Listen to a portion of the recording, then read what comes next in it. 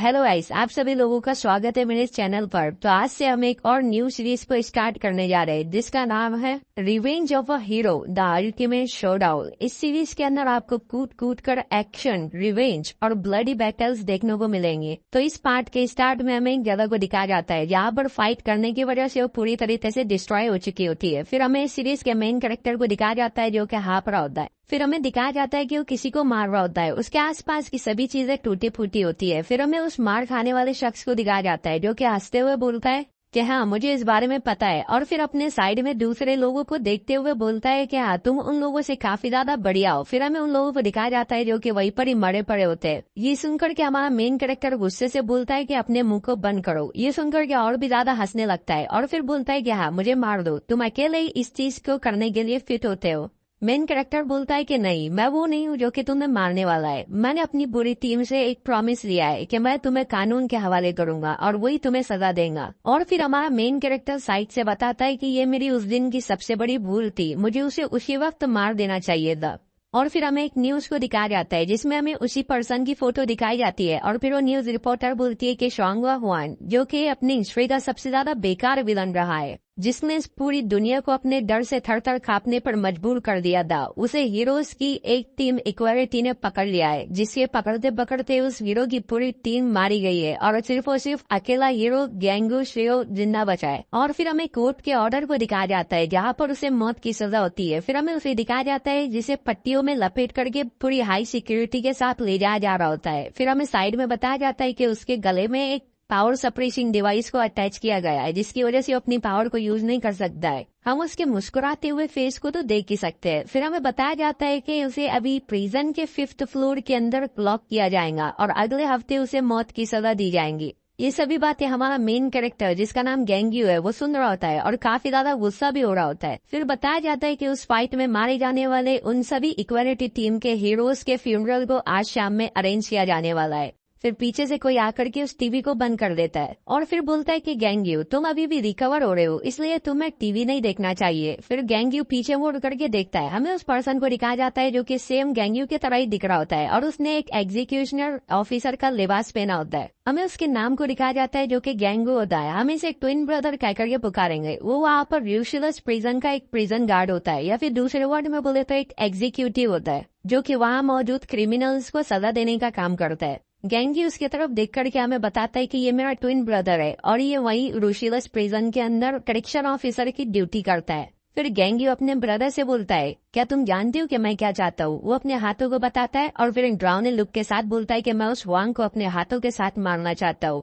ये सुनकर के उसका ब्रदर उसे टोकता है और फिर बोलता है, तुमने तो अपनी टीम के साथ में प्रॉमिस किया है कि तुम विलन्स को नहीं मारोगे। फिर हमें उनकी टीम के एक मेंबर को दिखाया जाता है जो कि बोल रही होती है कि हीरोज का काम है कि वो लोगों को बचाए, ना कि विलन्स को मारे, क्योंकि क्रिमिनल्स भी हमारी तरह इंसान है, उन्हें भी कोर्ट के ट्रायल से गुजरने का पूरा हक है। ये सुनकर के गैंगी बोलता है कि क्या होगा अगर हम उन लोगों के हाथों से मारे जाते हैं। वो बोलती है कि प्रॉमिस करो। फिर अपनी पूरी टीम से बोलती है कि मुझसे प्रॉमिस करो कि हम किसी भी विलन को नहीं मारने वाले, भले ही कुछ भी हो जाए। फिर हमें गैंगी को दिखाया जाता है जो कि चुपचाप उसकी बातों को सुनता है। फिर सीन प्रेजेंट के अंदर आता है। ट्विन ब्रदर उसके तरफ देख करके बोलता है कि हाँ, मैं उसकी बातों से पूरी तरीके से एग्री करता हूँ। लोगों को सिर्फ और सिर्फ कानून के जरिए ही सजा मिलनी चाहिए और इन सजाओं को हमारे जैसे एग्जीक्यूटिव ऑफिसर्स परफॉर्म करते हैं। और हाँ, मैं तुम्हें एक एक्स्ट्रा में न्यूज दे रहा हूँ कि अगले हफ्ते हुआंग को जो है तो मौत की सजा होने वाली है। मैं उसके एग्जीक्यूशन के वक्त वहीं पर ही मौजूद होऊंगा। गैंग्यू चुपचाप उसकी बातों को सुन रहा होता है और कोई भी जवाब नहीं देता। तभी वो ट्विन ब्रदर बोलता है कि तुमने एक हीरो होने के तौर पर काफी ज्यादा अच्छा काम किया है और अब बाकी सारी चीजों को तुम हम लोगों के हाथ पर छोड़ दो।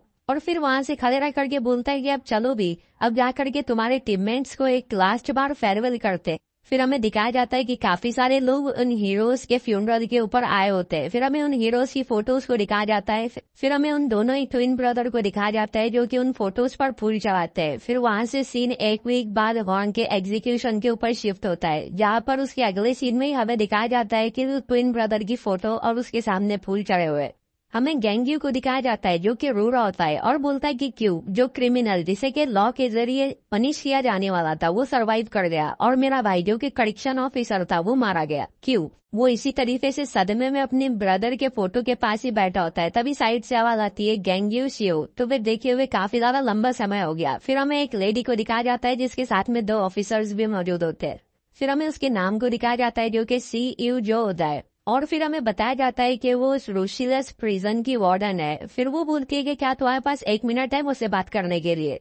गैंगी उसके तरफ देखता है, वो उसके हाथ में एक टैब दे देती है, जिसे देख करके गैंगी पूछता है कि आखिर ये क्या है। वो बोलती है कि इसमें वांग के एग्जीक्यूशन से पहले की रिकॉर्डिंग मौजूद है। फिर हमें उस वीडियो में दिखाया जाता है कि वांग को एग्जीक्यूशन के लिए ले जाया जा रहा होता है। हमें वहाँ पर ट्विन ब्रदर को भी दिखाया जाता है। वांग उसके तरफ देख करके बोलता है कि तुम बिल्कुल गैंगी सीओ की तरह ही नजर आते हो, क्या तुम उसके ट्विन ब्रदर हो? और फिर उससे बोलता है कि हाँ, मुझे लगता है कि तुम्हारे पास शायद से कोई पावर नहीं होंगी, इसलिए तुम यहाँ के प्रिजन गार्ड बन गए हो। क्या तुम मुझे बता सकते हो कि तुम दोनों में से बड़ा कौन है? ट्विन ब्रदर उसकी बातों को इग्नोर कर रहा होता है। वांग उससे फिर से पूछता है, मुझे बताओ कि आखिर तुम्हें लोगों को मारते वक्त कैसे फील होता है? ये सुनकर के ट्विन ब्रदर बोलता है, क्या? वांग बोलता है कि तुम यहाँ के प्रिजन गार्ड और एग्जीक्यूटिव हो जो कि मेरी तरह ही लोगों को मारता है, तो फिर मुझे बताओ कि आखिर तुम्हें किस तरीके से फील होता है? वांग बोलता है कि मेरे लिए तो ये काफी ज्यादा आसान होता है। ट्विन ब्रदर बोलता है, क्या आसान? उन्हें बोलता है कि हाँ, मेरी फिंगर का एक जेंटल टच लगते ही उनकी बॉडी इस पानी में निकले हुए गुब्बारे की तरफ उड़ जाती है।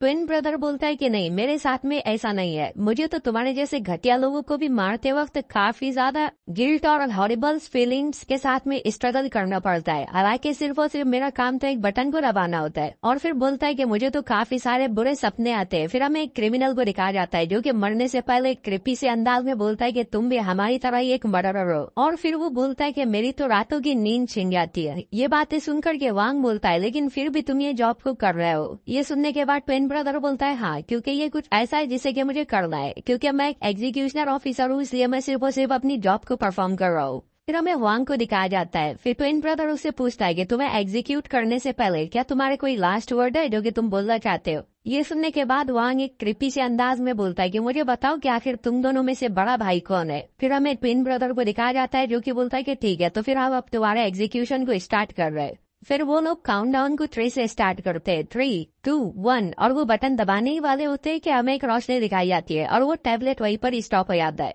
गैंग्यू गुस्से से टैबलेट ये तरफ देख रहा होता है। वो वार्डन उसे बताती है कि बिल्कुल एग्जीक्यूशन के समय से पहले ही वहाँ पर मौजूद सारी की सारी पावर सप्लाईज बंद हो गई। फिर हमें उसके आगे का सीन दिखाया जाता है जहाँ पर वो ऑफिसर सभी के सभी काफी ज्यादा घबरा जाते हैं और बोलते हैं कि आखिर इतना ज्यादा अंधेरा क्यों हो गया है और आखिर प्रिजनर्स के बारे में क्या? फिर हमें सी की आवाज आती है जो कि बोलता है कि हाँ, मैं जानता हूँ। वो गार्ड उसके तरफ ही देख रहा होता है। फिर हमें वांग को दिखाया जाता है जो कि क्रीपी सी स्माइल के साथ अपने गले पर लगे हुए पावर सप्रेशन डिवाइस को अपने हाथ से तोड़ देता है और फिर बोलता है कि यहाँ पर एक अनआइडेंटिफाइड EMP इम्प्योर स्ट्राइक यानी कि इलेक्ट्रोमैग्नेटिक स्ट्राइक हुई है और बोलता है कि मुझे सिर्फ और सिर्फ वही मार सकता है। ट्विन ब्रदर चिल्ला करके बोलता है कि जल्दी से यहाँ से निकलो। वहाँ पर एक ब्लास्ट होता है और वो सभी गार्ड्स वहाँ से भाग रहे होते हैं। हमें दिखाया जाता है सारे कनेक्शन की वायरिंग्स एक एक करके डिस्ट्रॉय हो रही होती है। एक गार्ड वहाँ पर चिल्ला करके बोलता है कि हमें बैकअप की जरूरत है, प्रिजनर ने अपने सप्रेशन डिवाइस को तोड़ दिया है। वो बोलता है कि मैं फिर से रिपीट कर रहा हूँ, प्रिजनर ने अपने सप्रेशन डिवाइस को तोड़ दिया है। कोई उसके पीछे से कांधे पर हाथ रखता है, वो और कोई नहीं, वांग होता है। फिर हमें उसकी बॉडी को दिखाया जाता है जो कि गल रही होती है और फिर वांग मुस्कुराता है। सभी हमें दिखाया जाता है कि उसकी बॉडी किसी बलून की तरफ फट जाती है जिसे ट्विन ब्रदर देख करके हैरान हो जाता है। वांग चलता हुआ नजदीक आकर के उससे बोलता है, तुम्हें पता है कि मैं क्या सोचता हूँ? मैं सोचता हूँ कि तुम बड़े भाई हो, है ना? मैंने सही बोला है ना? ट्विन ब्रदर जल्दी से अपने पास रखे डंडे से उसके ऊपर अटैक करने की कोशिश करता है, लेकिन वांग अपने सिर्फ और सिर्फ एक हाथ के इशारे के साथ ही उसके हाथ को ब्लास्ट कर देता है, जिसकी वजह से ट्विन ब्रदर वही दर्द में करा रहा होता है। वांग उससे बोलता है कि मैंने तुमसे सही बोला है ना, तुम ही बड़े भाई हो। फिर अब ट्विन ब्रदर को दिखाया जाता है जो कि थर कांपते हुए अपने दूसरे हाथ के साथ उस डंडे को उठाता है और फिर बोलता है कि तुम कानून के जरिए दी गई पनिशमेंट को डिजर्व करते हो, और चिल्ला करके उस पर अटैक करते हुए बोलता है कि तुम मॉन्स्टर गई के। फिर हमें उसके अगले सीन में दिखाया जाता है वांग ने उसकी पूरी बॉडी को ब्लास्ट कर लिया होता है और फिर हमें वहाँ पर उसका सिर्फ और सिर्फ टोपी और एक उसके गोश्त का टुकड़ा दिखाया जाता है। वांग हंसते हुए बोलता है कि ये अच्छा होगा कि मैं गैंग्यू सीओ से इस बारे में पूछ लूं कि मैं सही हुई या गलत। फिर हमें गैंग्यू को दिखाया जाता है जो कि उस टैब को देख करके काफी ज्यादा गुस्सा हो रहा होता है। वो वार्डन बोलती है कि अभी उस इम्प्योर स्ट्राइक की वजह से सभी फ्लोर की क्रिमिनल्स की पावर सप्रेशन डिस्ट्रॉय हो चुकी है, लेकिन गुड न्यूज तो ये है कि हमने उन्हें प्रिजन के तोड़ने से रोक लिया है, लेकिन हमारे काफी सारे प्रिजन गार्ड अंदर ही ट्रैप हो रखे हैं। ये सुनकर के गैंग्यू गुस्से से बोलता है कि आखिर वो इम्प्योर स्ट्राइक किसने की थी। ये सुनकर के वो थोड़ी देर चुप रहती है और फिर बोलती है कि हम उसे अब भी ढूंढ रहे हैं, और फिर बताती है क्या, हीरो गैंग्यू, मुझे माफ करना कि मैं तुम्हारे ब्रदर के फ्यूनरल पर तुमसे पूछ रही हूँ, लेकिन क्या तुम हमें उन प्रिजनर्स को सप्रेस करने में हमारी मदद करोगे?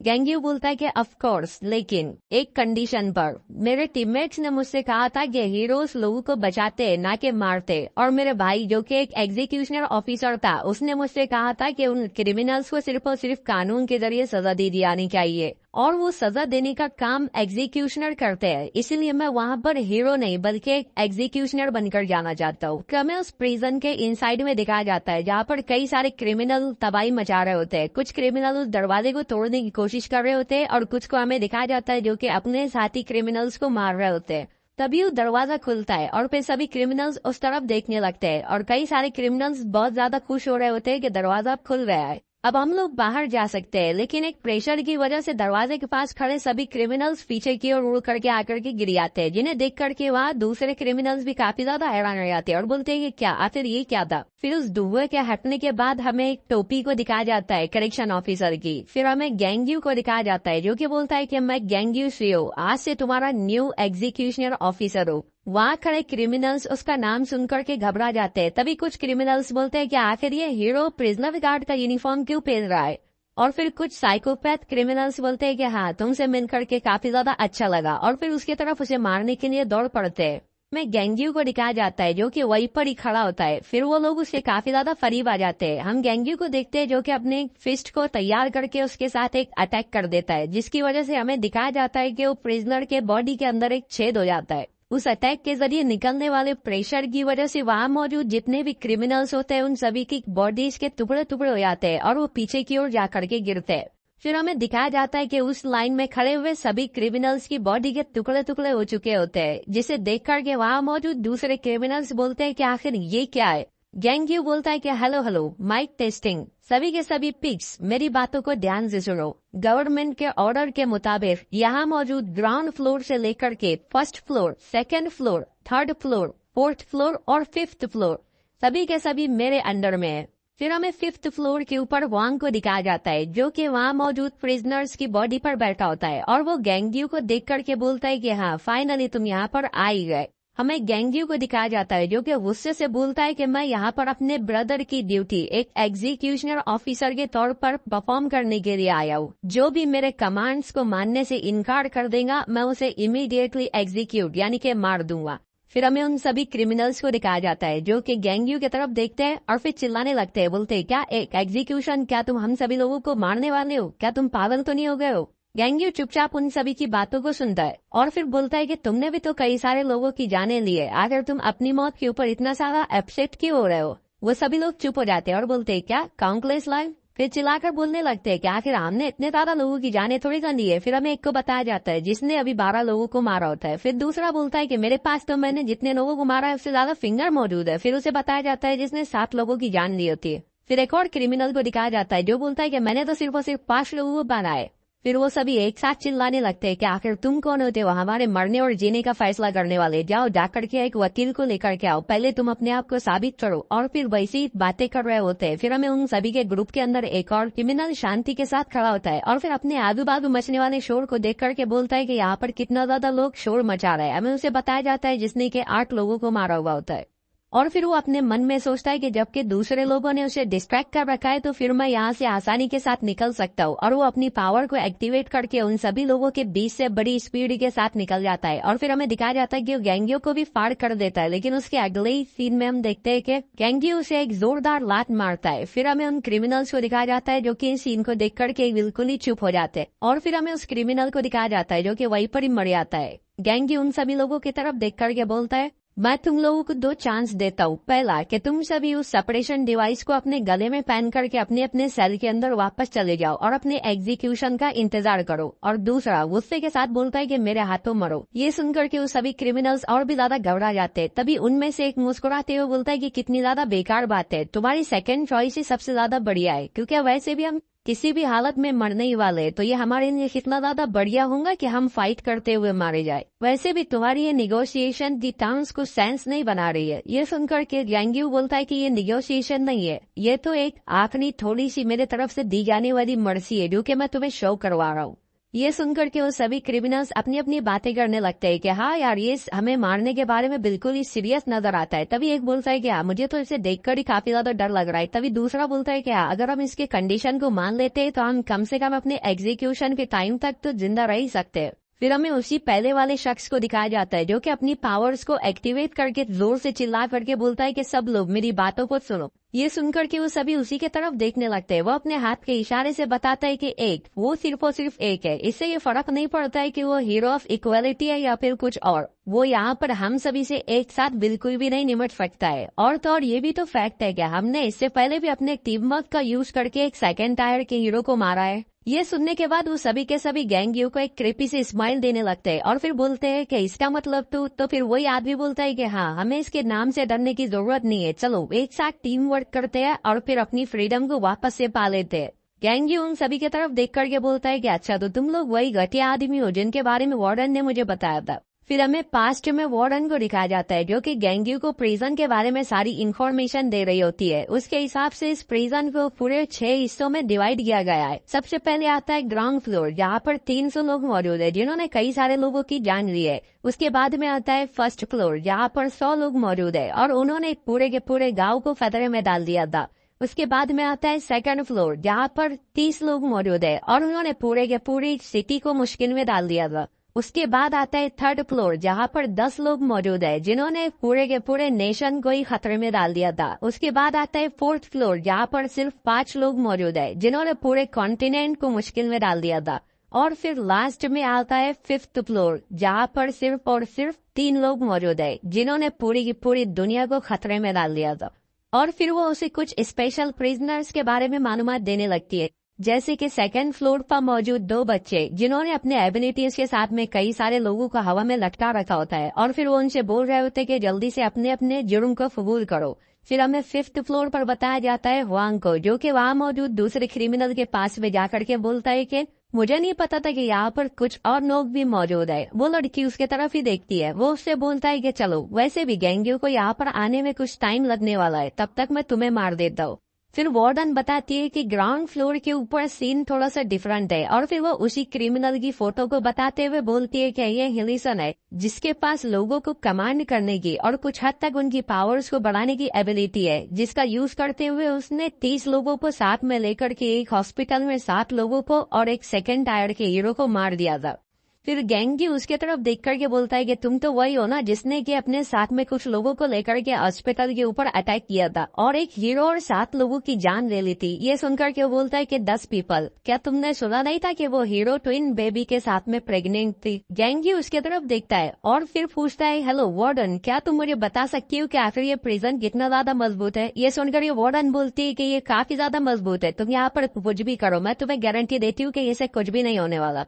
ये सुनकर के गैंग्यू कॉल को कट करता है और फिर बोलता है कि तो फिर मुझे होल्ड बैक करने की जरूरत नहीं है। ये देखकर के वो बोलता है कि तुम तो सिर्फ ब्लफ कर रहे हो, जब तुम इक्वालिटी हीरो टीम में थे उस वक्त भी तुमने कुछ भी नहीं किया, तुमने तो सिर्फ और सिर्फ अपने टीममेट्स को सेक्रीफाइस किया और फिर लास्ट हिट लगा करके वांग को कैप्चर कर लिया।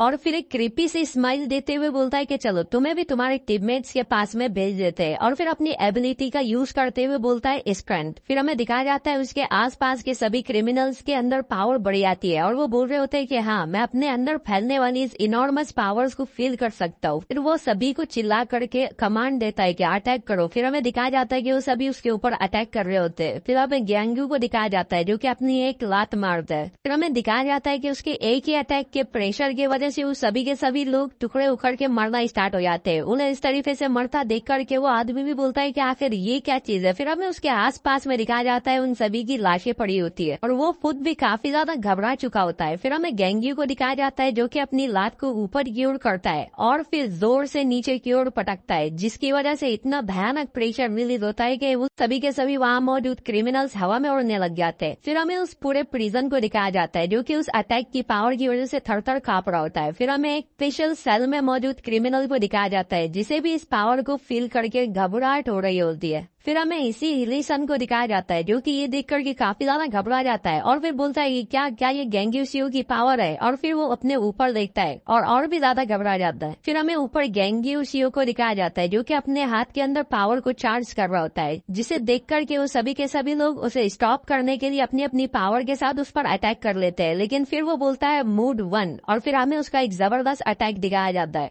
वो उन सभी लोगों के टुकड़े करके वहां पर एक जबरदस्त सी लैंडिंग करता है। फिर हमें उन सभी क्रिमिनल्स को हवा में ही दिखाया जाता है जिनकी बॉडीज बीच से कट चुकी होती है। फिर वो हेल्सन अपने मन में बोलता है कि आखिर ये कैसे पॉसिबल हो सकता है। फिर हमें दिखाया जाता है कि उन सभी की बॉडी कट करके नीचे गिर जाती है और वहां पर हमारा गैंगी उनके बीच से चलता हुआ निकल जाता है और फिर बोलता है कि ग्राउंड फ्लोर पर मौजूद सभी प्रिजनर्स को एग्जीक्यूट कर दिया जा चुका है और मैं अभी स्पेशल प्रिजन की तरफ बढ़ रहा हूँ। और फिर वो हमें बताता है कि मुझे तो अब तक पता भी नहीं है कि मैंने कितने लोगों की जान ली है, डजन, 100 या फिर 1000। हमें वहां पर लाशों का ढिगार दिखाया जाता है। फिर वो वहां पर 2 क्रिमिनल्स के सामने जाकर के खड़ा हो जाता है और फिर उनसे बोलता है कि जल्दी से अपनी चॉइस करो, क्या तुम अपने पावर सप्रेसिंग डिवाइस को पहन करके सेल में जाने वाले हो या फिर मेरे हाथों से मरने वाले हो। ये सुनकर के वो दोनों भी घबरा जाते हैं। तभी उनमें से एक अपनी एबिलिटी का यूज करके अटैक करने की कोशिश करता है, लेकिन हमें गैंगी को दिखाया जाता है जो कि अपने पैर से थोड़ी सी पावर का यूज करके उसके हेड को वहां से उड़ा देता है, जिसे देखने के बाद तो दूसरा क्रिमिनल पूरी तरीके से घबरा जाता है और बोलता है कि हाँ मैं सरेंडर करता हूँ, लाओ मुझे वो डिवाइस दो, मैं उसे पहनने के लिए तैयार हूँ। ये सुनकर के गैंगी बोलता है कि ठीक है इधर आओ और उसे ले लो। फिर वो उसकी तरफ बढ़ने लगता है और फिर एक मासूम सा चेहरा बना करके बोलता है कि लाओ उसे मेरे पास दो, और उसके अगले ही सीन में वो एक क्रिपी सी स्माइल के साथ में बोलता है कि भाड़ में जाओ और उसके ऊपर अपनी एबिलिटीज के साथ में अटैक कर देता है और हंसते हुए बोलता है कि कौन ही पागल हूँ जो कि उस जैसे डिवाइस को अपने गले में वापस से पहनेगा। लेकिन फिर वो कुछ देख करके घबरा जाता है क्योंकि सामने गैंग्यू अपने सिंगल पीस में बिल्कुल सही सलामत खड़ा होता है। फिर गैंग्यू हमें बताता है कि क्रिमिनल टोमा ने मुझे बताया था कि जिन लोगों के पास स्ट्रेंथ टाइप एबिलिटीज नहीं होती है, मुझे उनके ऊपर काफी ज्यादा दया आती है क्योंकि वो इस चीज को कभी फील नहीं कर सकते कि अपने हाथों से किसी को मारने पर कैसा लगता है। और फिर गैंग्यू अपने हाथ के साथ ही उस क्रिमिनल के फेस के ऊपर अटैक कर देता है जिसकी वजह से उसका फेस ब्लास्ट हो जाता है। फिर गैंग्यू बोलता है कि हाँ मैं भी फील कर पा रहा हूँ, मुझे भी ऐसा लग रहा है जैसे कि मैं अपने हाथ से किसी अंडे को फोड़ रहा हूँ। और फिर वो वहां से आगे बढ़ते हुए उस स्पेशल प्रिजन के अंदर इंटर करता है। फिर वो अपने सामने देखता है, तभी उसके सामने बैठा हुआ शख्स बोलता है कि मैं भी तो यही सोच रहा था कि आखिर कौन इतनी तबाही मचा रहा है। ओह ये तो तुम हो, कितना समय हुआ है हमें मिले हुए, मुझे लगता है कि 3 साल हुए। और फिर बोलता है कि लॉन्ग टाइम नो सी गैंग्यूसियो। और फिर हमें उसे दिखाया जाता है, उसके फेस पर भी पट्टी लगी होती है। फिर हमें उसका नाम बताया जाता है चुप फील्डर, जिसे के सॉलिटरी सेल यानी कि बेसमेंट फ्लोर के स्पेशल प्रिजन के अंदर कैद कर रखा है। इसके ऊपर जुर्म लगा है कैनिबलिज्म और डिस्ट्रेशन ऑफ कॉर्प्स का। और फिर वो वहां से उठ करके बोलते हैं कि क्या मैं तुम्हें याद हूँ? हाँ, तुम्हें देख करके तो ऐसा लग रहा है जैसे कि तुमने अपने लिए एक न्यू जॉब ढूंढ ली है। फिर उसके चेहरे की तरफ देख करके बोलता है कि तुम्हें देख करके ऐसा लग नहीं रहा है कि तुम ठीक हो। फिर हमें गैंग्यू को दिखाया जाता है जो कि बोलता है कि भाई एक तो अपने गले के अंदर सप्रेशन वाला डिवाइस को पहनो या फिर हाथ से मरो। ये सुनकर के वो क्रिमिनल अपने मास्क को उतारते हुए बोलता है कि हाँ मुझे तो पता था कि हम एक न एक दिन दोबारा जरूर मिलने वाले। फिर वहां से सीन पास्ट में शिफ्ट होता है जहाँ पर हमें इक्वालिटी टीम के पुराने दिनों को दिखाया जाता है। फिर हमें उसी क्रिमिनल को दिखाया जाता है जिसे उन्होंने बीच में एक पत्थर से एक चैनों के जरिए बांधा हुआ होता है। फिर हमारे गैंग्यू की नजर एक साइड में पड़ती है जहाँ पर एक बर्तन के अंदर कई सारे गोश्त को भर रखा हुआ होता है, जिसे देख करके वो और भी ज्यादा गुस्सा हो जाता है। आप लोग तो समझ ही गए होंगे कि गोश्त किसका है। ये देख करके वो क्रिमिनल हंसते हुए बोलता है क्या वो तुम्हें टेस्टी नहीं दिख रहा है? मैंने तो अभी कुछ लोगों को मार करके उसे बनाया है। ये सुनने के बाद गैंग्यू और भी ज्यादा गुस्सा हो जाता है और उससे बोलता है कि हाँ अब तो तुमने मेरे पास कोई चांस नहीं छोड़ा है। उसके टीममेट्स भी उसके तरफ ही देख रहे होते हैं। वो बोलता है कि आज तो मैं तुम्हें मार कर ही रहूंगा।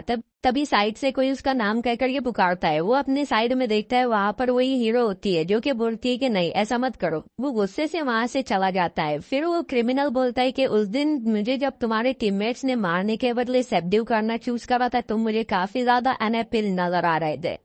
फिर हमें गैंग्यू को दिखाया जाता है जो कि बोलता है कि अब जबकि तुमने मेरे क्वेश्चन का आंसर नहीं दिया है तो मैं फिर इसे ऐसा ही अज्यूम करूंगा कि तुम मेरे हाथों से मरना चाहते हो। हमें उस क्रिमिनल को दिखाया जाता है जो कि हंसते हुए बोलता है क्या तुम्हें पता है कि मुझे लोगों को मारना क्यों पसंद है? हमें उसके अगले सीन में दिखाया जाता है कि गैंग्यू ने उसके सर को उड़ा दिया होता है और फिर बोलता है कि मुझे उससे फर्क नहीं पड़ता। और फिर वो अपने पीछे देख करके बोलता है क्या मैंने कर दिया? फिर हमें पीछे उस क्रिमिनल को दिखाया जाता है जो कि हंसते हुए बोलता है क्योंकि वो लोग मुझे याद रखते हैं। और फिर अपने बॉडी को वापस से जुड़ा करके बोलता है कि मैं उनकी जिंदगी का सबसे ज्यादा मेमोरेबल पर्सन बन जाता हूँ। मैं अपनी पावर्स का यूज करते हुए उनकी मेमोरीज में मौजूद सबसे ज्यादा बुरी मेमोरीज का यूज करता हूँ और फिर उसमें अपने आप को मिक्स करके उनको सबसे ज्यादा बुरा पेन महसूस कराता हूँ, जिसकी वजह से वो मौत के बाद भी मुझे भूल नहीं पाते। और फिर एक क्रिप्पी से स्माइल देते हुए बोलता है कि चलो मैं तुम्हें प्रूफ दिखाने के लिए मैंने जितने भी लोगों को मारा है उन सभी को एक एक करके वापस से तुम्हें बताना स्टार्ट करता हूँ। और फिर अपनी पावर्स के साथ में एक लड़की के चेहरे को क्रिएट करके बोलता है कि ये एक गर्ल थी, जिसने उसके अगले ही सीन में हमें दिखाया जाता है कि उसका हाथ वहां से खड़े आता है और उसकी पावर्स भी डिसअपियर हो जाती है। फिर हमें दिखाया जाता है कि वहीं पर ही खड़ा दर्द में करा रहा होता है। गेंगी उसके तरफ देख करके बोलता है कि हाँ ये इतना ज्यादा बुरा भी नहीं है। तभी तो मैं कहूँ कि आखिर तुम्हें ग्राउंड फ्लोर के सॉलिटरी बेसमेंट के अंदर ही क्यों रखा गया है। और फिर अपनी पावर्स के साथ में एक शॉट को क्रिएट करते हुए बोलता है कि मैं तुम्हारे इस बड़बड़ करने वाले मुंह के ऊपर एम करने वाला हूँ। मैं उम्मीद करता हूँ कि तुम्हारी ये बेकार सी पावर्स तुम्हें डॉज करने का भी मौका नहीं देंगी। ये सुनकर के वो क्रिमिनल मुस्कुराते हुए बोलता है कि हाँ ठीक है, मैं मरने से पहले तुमसे एक बात पूछना चाहता हूँ, क्या तुम्हें वो लोग याद है जिन्हें तुमने मारा है। ये सुनकर के गेंगी बोलता है कि नहीं, वो रकिया लोग इतने ज्यादा लायक नहीं है कि मैं उन्हें याद रख सकूं। तभी गेंगियो अपने सामने कुछ देख करके हैरान हो जाता है। फिर हमें दिखाया जाता है कि उस क्रिमिनल ने अपने पावर्स का यूज करते हुए गेंगियो की मेमोरीज को मैनिपुलेट किया होता है और फिर उसने इक्वालिटी टीम्स के पुराने मेंबर्स को वापस से जिंदा कर लिया होता है और वो सभी मेंबर्स गेंगियो की तरफ देख करके उसका नाम ले रहे होते हैं। हमें दिखाया जाता है कि वो क्रिमिनल अब भी मुस्कुराते हुए बोलता है कि हाँ लेकिन ये लोग तो तुम्हें पक्के तरीके से याद ही होंगे। फिर हमें गेंगियो को दिखाया जाता है जो कि सामने ही खड़ा होता है और उसके सामने उसकी टीम के पुराने मेंबर्स उसका नाम पुकारे जा रहे होते हैं। लेकिन फिर हमें दिखाया जाता है कि गेंगियो उन सभी को बीच से कट करके आगे की ओर बढ़ जाता है और फिर गुस्से से बोलता है कि ये सभी के सभी तुम्हारी ट्रिक्स है जो कि तुमने अपने आस्तीन के अंदर छुपा कर रखी थी। ये देखने के बाद तो क्रिमिनल बिल्कुल ही परेशान हो जाता है और फिर बोलता है कि मुझे यकीन नहीं होता है कि तुमने बगैर किसी सेकंड को गवाए अपने टीममेट्स को ही अपने हाथों से मार डाला। गेंगियो बोलता है कि वो सभी के सभी हेलुसिनेशंस थी। फिर हमें दिखाया जाता है कि वो उस क्रिमिनल को भी बीच से कट कर देता है और फिर वहां से आगे बढ़ते हुए बोलता है कि वैसे भी मैं अब कोई हीरो नहीं हूँ, बल्कि मैं तो अभी एक एग्जीक्यूशनर ऑफिसर हूँ। ये सुनकर के वो क्रिमिनल बोलता है कि नहीं, तुम कोई प्रिजन गार्ड नहीं हो, बल्कि तुम तो एक मॉन्स्टर हो। तुम में और उस वांग में बिल्कुल भी डिफरेंस नहीं है। और फिर वो वहीं पर ही मर जाता है। हमें गेंगियो को दिखाया जाता है जो कि उसकी बॉडी की तरफ ही देख रहा होता है। फिर वहां से सीन शिफ्ट होकर के हमें हुआंग को दिखाया जाता है जो कि बोलता है कि कम ऑन, तुम तो फाइट बैक भी नहीं कर रही हो। फिर हमें उसी लड़की को दिखाया जाता है जो कि वही जमीन पर पड़ी होती है। हुआंग एक मासूम सा चेहरा बनाते हुए बोलता है कि पता नहीं गेंगियो को यहाँ आने में कितना ज्यादा टाइम लगेगा और फिर बोलता है कि मुझे लगता है कि मुझे ही उसकी तरफ जाना चाहिए। और फिर हमें उस प्रिजन के बाहर दिखाया जाता है जहाँ पर 3 लोग खड़े होते हैं। उनमें से एक आदमी बोलता है कि मिस सिंघा, क्या आप चाहती है कि हम जाकर के वहाँ पर इंटरफेयर करें। फिर हमें उस लड़की को दिखाया जाता है जो कि अपने टैबलेट में देख रही होती है। फिर हमें उस टैबलेट के अंदर हमारे गेंगियो को दिखाया जाता है जिसे देख करके वो बोलती है कि हाँ वो यहाँ पर शो ऑफ हो गया है, वो यहाँ पर आ गया है। और फिर एक क्रीपी से स्माइल देते हुए बोलती है कि ये आदमी मेरा हस्बैंड बनने वाला है। ये सुनकर के वो लोग बोलते हैं क्या हस्बैंड? तो फिर वो मुस्कुराते हुए पीछे पलट करके बोलती है हाँ ये he is gonna be my hubby, ये मेरा हबी बनने वाला है। ये सुनकर के वो आदमी बोलता है कि लेकिन मिस सिंघा, आपने तो कहा था कि आप उस वांग से शादी करने वाले हैं। हमें उसका नाम बताया जाता है जो कि काइन होता है। फिर वो लड़की बोलती है कि हाँ आपने इसीलिए तो वहाँ पर इम्प्योर स्ट्राइक करवाई थी उसको रेस्क्यू करने के लिए। फिर हमें उसका नाम बताया जाता है जो कि गेटो होता है। काइन बोलता है कि वैसे भी वो तो एक हीरो है, मुझे तो लगता है कि वो हमारे प्लान के बीच में ऑब्स्टिकल्स खड़े करेगा। ये सुनकर के मिसेस सिंघा बोलती है कि हाँ वो एक हीरो है। फिर पलट करके एक क्रेपी से स्माइल के साथ में बोलती है क्या तुम्हें सच में अब भी ये हीरो लग रहा है?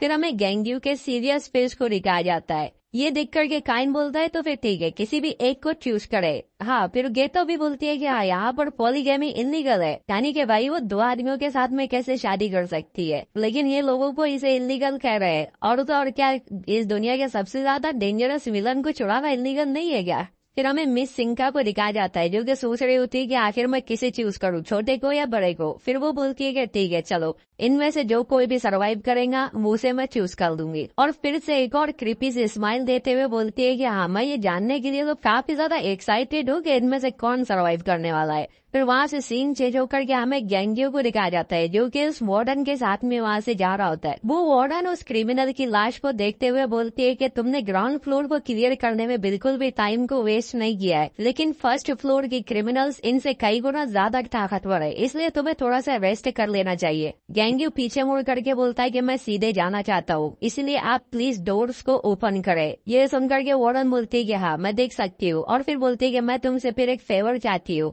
मुझे सेकंड बेसमेंट फ्लोर से अब भी कुछ प्रिजनर गार्ड के सिग्नल्स रिसीव हो रहे हैं, तो मैं चाहती हूँ कि आप प्लीज उनकी हेल्प करें ताकि वो अपनी फैमिलीज तक सही सलामत लौट आए। हमें एक लड़की को दिखाया जाता है प्रिजन गार्ड के यूनिफॉर्म में।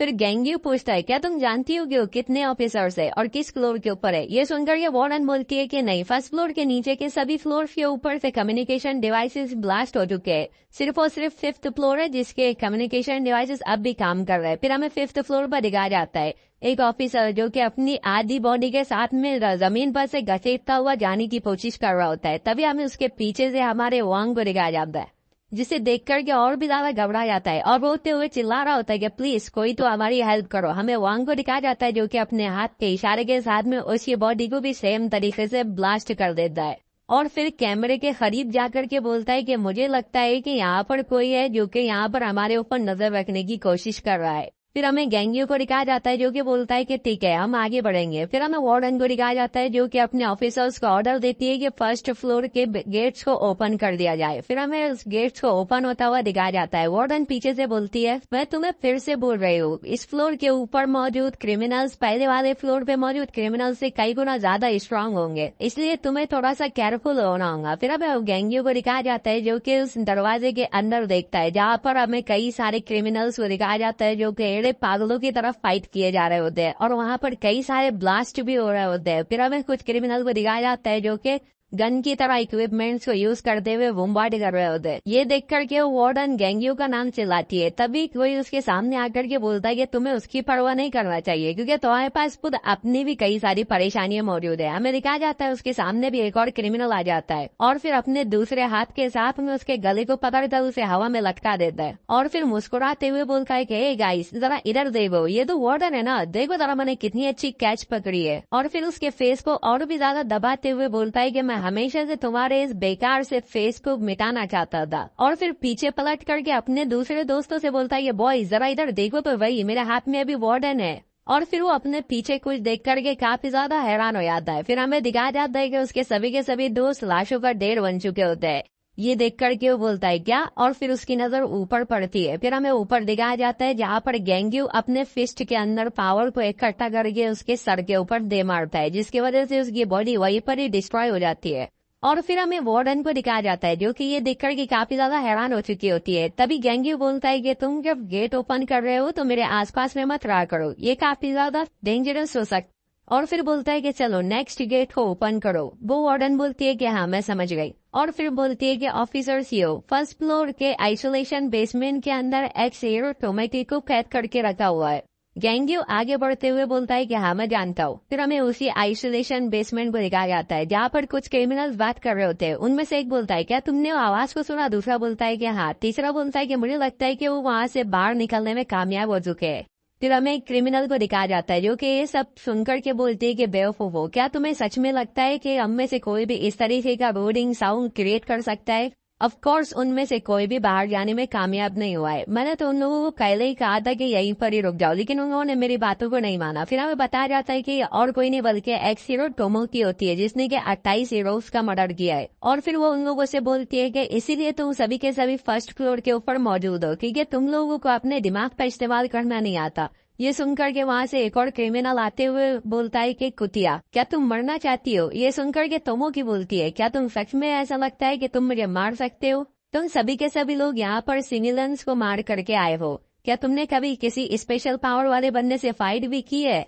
मुझे तो लगता है कि तुमने किसी भी स्पेशल पावर वाले बंदे से फाइट नहीं की है। अगर ऐसा करते तो तुम यहाँ पर मौजूद नहीं होते। ये सुनकर के वो क्रिमिनल अपनी एबिलिटी को एक्टिवेट करते हुए बोलता है कि ठीक है तो फिर मैं अब करने वाला हूँ। और फिर ये देखने के बाद टोमोकी भी अपनी एबिलिटी का यूज करती है और फिर उस बंदे के ऊपर 20 से एक कट लगा देती है और फिर बोलती है कि चलो देखते हैं यहाँ पर कौन किसे मारता है। फिर हमें दिखाया जाता है कि उसकी एबिलिटी के वजह से उसका एक हाथ मॉन्स्टर के हाथ में कन्वर्ट हो चुका होता है और फिर वो उसे गाली देते हुए बोलती है कि जब मैं हीरो थी तो मैंने तुम्हारे जैसे काउंटलेस विलन्स को पकड़ा है, और तो और मैंने ये भी सीखा है कि किसी सुपर पावर वाले बंदे से किस तरीके से फाइट किया जाता है। हमें उन लोगों को दिखाया जाता है जो कि उसके तरफ ही देख रहे होते हैं। फिर वो बोलती है कि मैंने उस नॉलेज का इस्तेमाल करके कई सारे हीरोज को भी मारा है, इसीलिए चलो आ करके मेरे साथ में मेरी टीम को ज्वाइन कर दो। हमें दिखाया जाता है कि उस क्रिमिनल की बॉडी 2 हिस्सों में बढ़ जाती है। वो अपने हाथ पर लगे हुए फोन को चाटते हुए बोलती है कि मैं तुम्हें सिखाती हूँ कि आखिर किसी स्पेशल पावर वाले बंदे को किस तरीके से हंट किया जाए। हमें दिखाया जाता है गेंग्यू उस साइड से अंदर ही आ रहा होता है।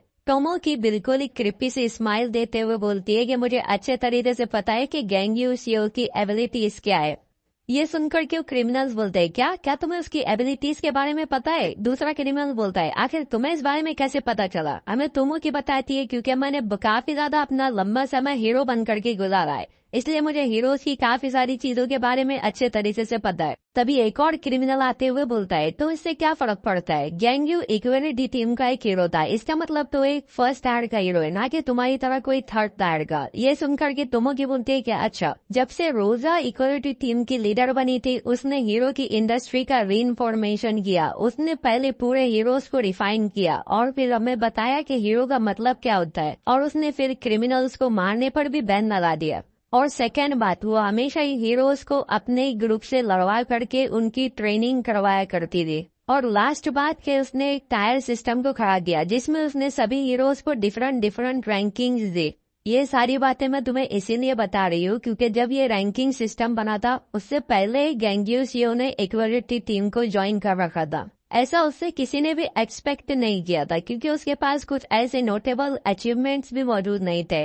तो र्यूमर्स ये फैल रहे थे कि हो सकता है कि गेंग्यू शियो के कोई अच्छे बड़े कनेक्शंस हो या फिर वो रोजा का कोई सीक्रेट लवर हो। ये सुनकर कि उसके सामने खड़ा हुआ क्रिमिनल बोलता है कि हाँ तुम सही बोल रही हो, मैंने भी उससे पहले उसे कभी भी फाइट करता हुआ नहीं देखा है, लेकिन फिर भी उसने अकेले ही ग्राउंड फ्लोर को काफी ज्यादा जल्दी क्लियर कर लिया है। इसका मतलब तो ये हो सकता है कि वो सेकेंड टायर का हीरो जिससे हम फाइट नहीं कर सकते। ये सुनकर के टोमो की एक क्रिपी से स्माइल देते हुए बोलती है कि ग्राउंड फ्लोर तो पूरा का पूरा वीकलिंग से भरा पड़ा है। फिर हमें उन क्रिमिनल्स को दिखाया जाता है जिनमें से एक ने 1983 लोगों को मारा होता है और दूसरे ने 1738। फिर हमें दूसरे क्रिमिनल्स को दिखाया जाता है जिसमें से एक ने 3500 लोगों को और दूसरे ने 2200 लोगों को मारा होता है। फिर हमें फाइनली दिखाया जाता है उस आदमी ने 6435 लोगों को मारा होता है। टोमो की बोलती है कि मैं ये नहीं कह रही हूँ कि गेंग्यू शियो काफी ज्यादा वीक है, मैं अच्छे तरीके से जानती हूँ कि वो कितना ज्यादा स्ट्रॉन्ग है, लेकिन जो इसकी वीकनेसेस के बारे में पता है, इसीलिए तो मैं तुमसे कह रही हूँ कि हम उसे हंट कर सकते हैं।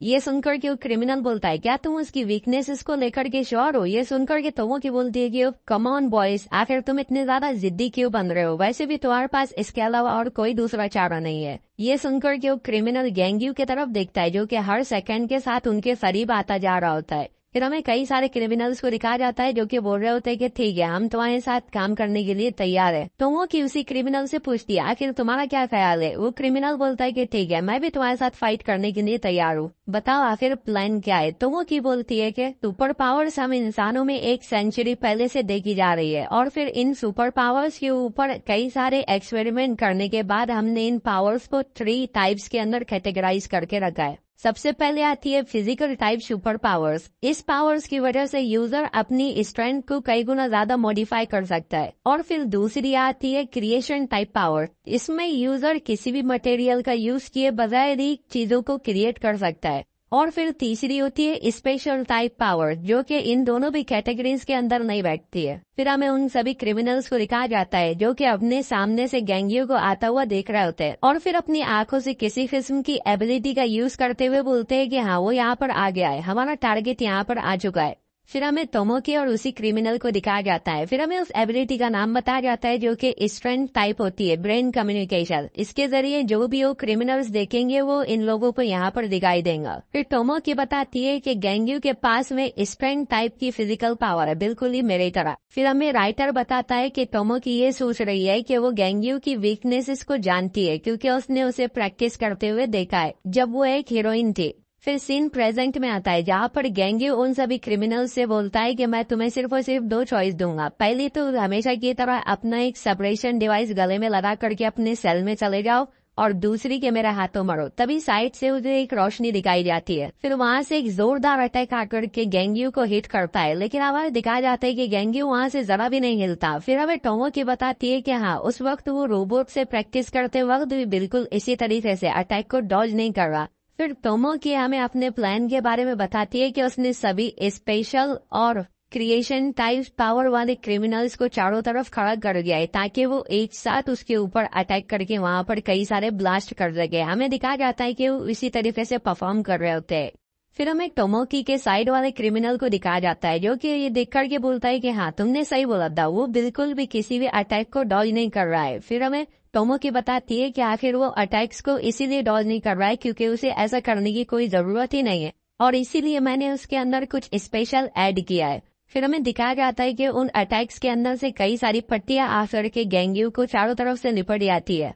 फिर उस धुएं के हटने के बाद हमें दिखाया जाता है कि उसके हाथों और पैरों पर पट्टियां लपटी होती है। साइड से एक क्रिमिनल ये देख करके बोलता है कि हाँ, सब कुछ बराबर चल रहा है। फिर हमें दिखाया जाता है कि ये पट्टियां और कुछ नहीं बल्कि पावर सप्रेसिंग डिवाइस होते हैं। फिर हमें पास्ट का सीन दिखाया जाता है, जहाँ पर वही क्रिमिनल इस डिवाइस को अपने हाथ में पकड़ करके बोलता है कि हाँ, जैसा कि तुमने मुझे बोला था, मैंने सभी गार्ड्स को छानबीन करके इन्हें जमा किया है, लेकिन ये सभी के सभी फर्स्ट फ्लोर पर मौजूद क्रिमिनल्स के लिए बनाए गए। क्या सच में ये सभी उसके ऊपर वर्क करेंगे? सुन करके टोमोकी बोलती है कि नहीं, तुम्हें इसके बारे में फिक्र करने की जरूरत नहीं है, क्योंकि एक सेकंड टायर के हीरो के लिए 20 बिल्ड काफी होंगे, और अगर वो फर्स्ट टायर का हीरो रहा तो 15 बिल्ड इनफ हो जाएंगे। और वैसे भी हमारे पास काफी सारे बिल्ड्स मौजूद है। हमें एक क्रिमिनल को दिखाया जाता है जिसका नाम मिली होता है। वो उसे ऑर्डर देती है कि तुम जो है तो जब दूसरे लोग उसके ऊपर बॉम्बार्ड कर रहे होंगे तो अपने पावर का यूज करते हुए उसके ऊपर सभी बिल्ड्स को लगा देना। हमें उसकी स्पेशल पावर बताई जाती है जो कि टारगेट को लॉक करना होती है, और फिर मुस्कुराते हुए बोलती है कि चलो सेफ प्ले करते हैं। इस केस में हम जो है तो 30 बेल्ट को उसके ऊपर यूज करेंगे ताकि हमारा सभी काम अच्छे तरीके से कंप्लीट हो जाए।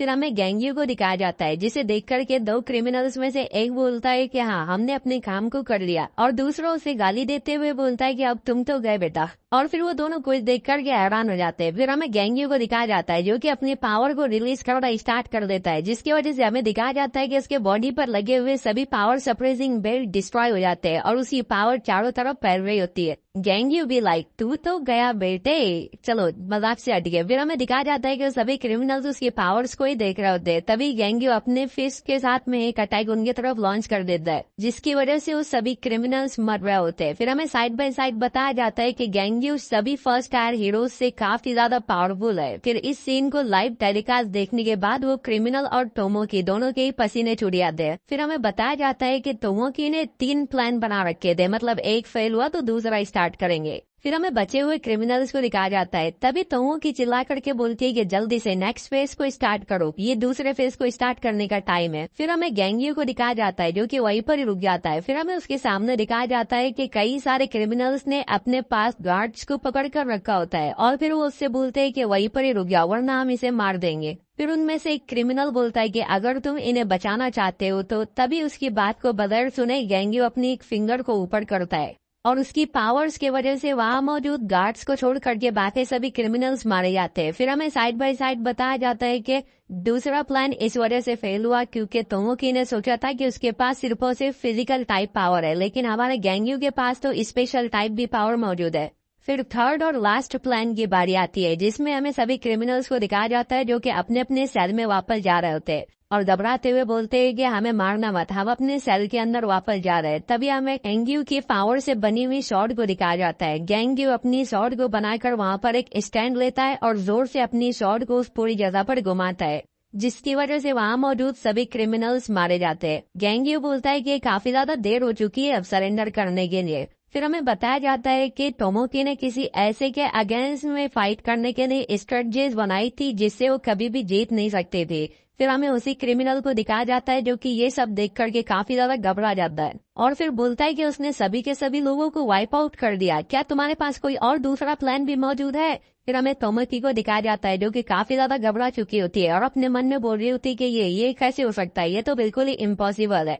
तभी वो क्रिमिनल और भी ज्यादा चिल्लाते हुए बोलता है कि कुतिया कही की, मैंने तुम्हारे ऊपर ट्रस्ट किया था, कुछ तो बोलो। हमें टोमोकी को दिखाया जाता है जो कि अपना ही बड़बड़ा रही होती है और बोलती है कि हमने तो उसके ऊपर 30 सेपरेशन डिवाइसेस को अटैच किया था, आखिर वो सभी के सभी कैसे टूट सकते हैं। तभी वो क्रिमिनल बोलता है कि मैं जाकर के अपने सप्रेशन डिवाइस को वापस से पहनाऊं, हो सकता है मैं कुछ और ज्यादा देर तक जिंदा रह लूं। तभी तोमोकी उसको गुस्से से बोलती है कि अपना मुंह बंद करो, और फिर उसके ऊपर भी अपनी पावर के साथ में अटैक करके उसके बॉडी में एक छेद कर देती है और कंटिन्यूअसली उसके ऊपर अटैक करते हुए बोलती है कि आखिर तुम्हारी हिम्मत भी कैसे हुई मेरे ऊपर चिल्लाने की, तुम्हें क्या लगता है कि क्या तुम मुझसे ज्यादा बेटर हो। और फिर बोलती है कि हमने उसके ऊपर मोर देन इनफ डिवाइसेस को फिट किया था जितने की फर्स्ट टायर हीरो के ऊपर फिट किए जाते हैं। और फिर घबराते हुए बोलते हैं कि आखिर कैसे वो इन सभी डिवाइसेस को तोड़ सकता है, क्या वो सच में इतना ज्यादा स्ट्रांग है।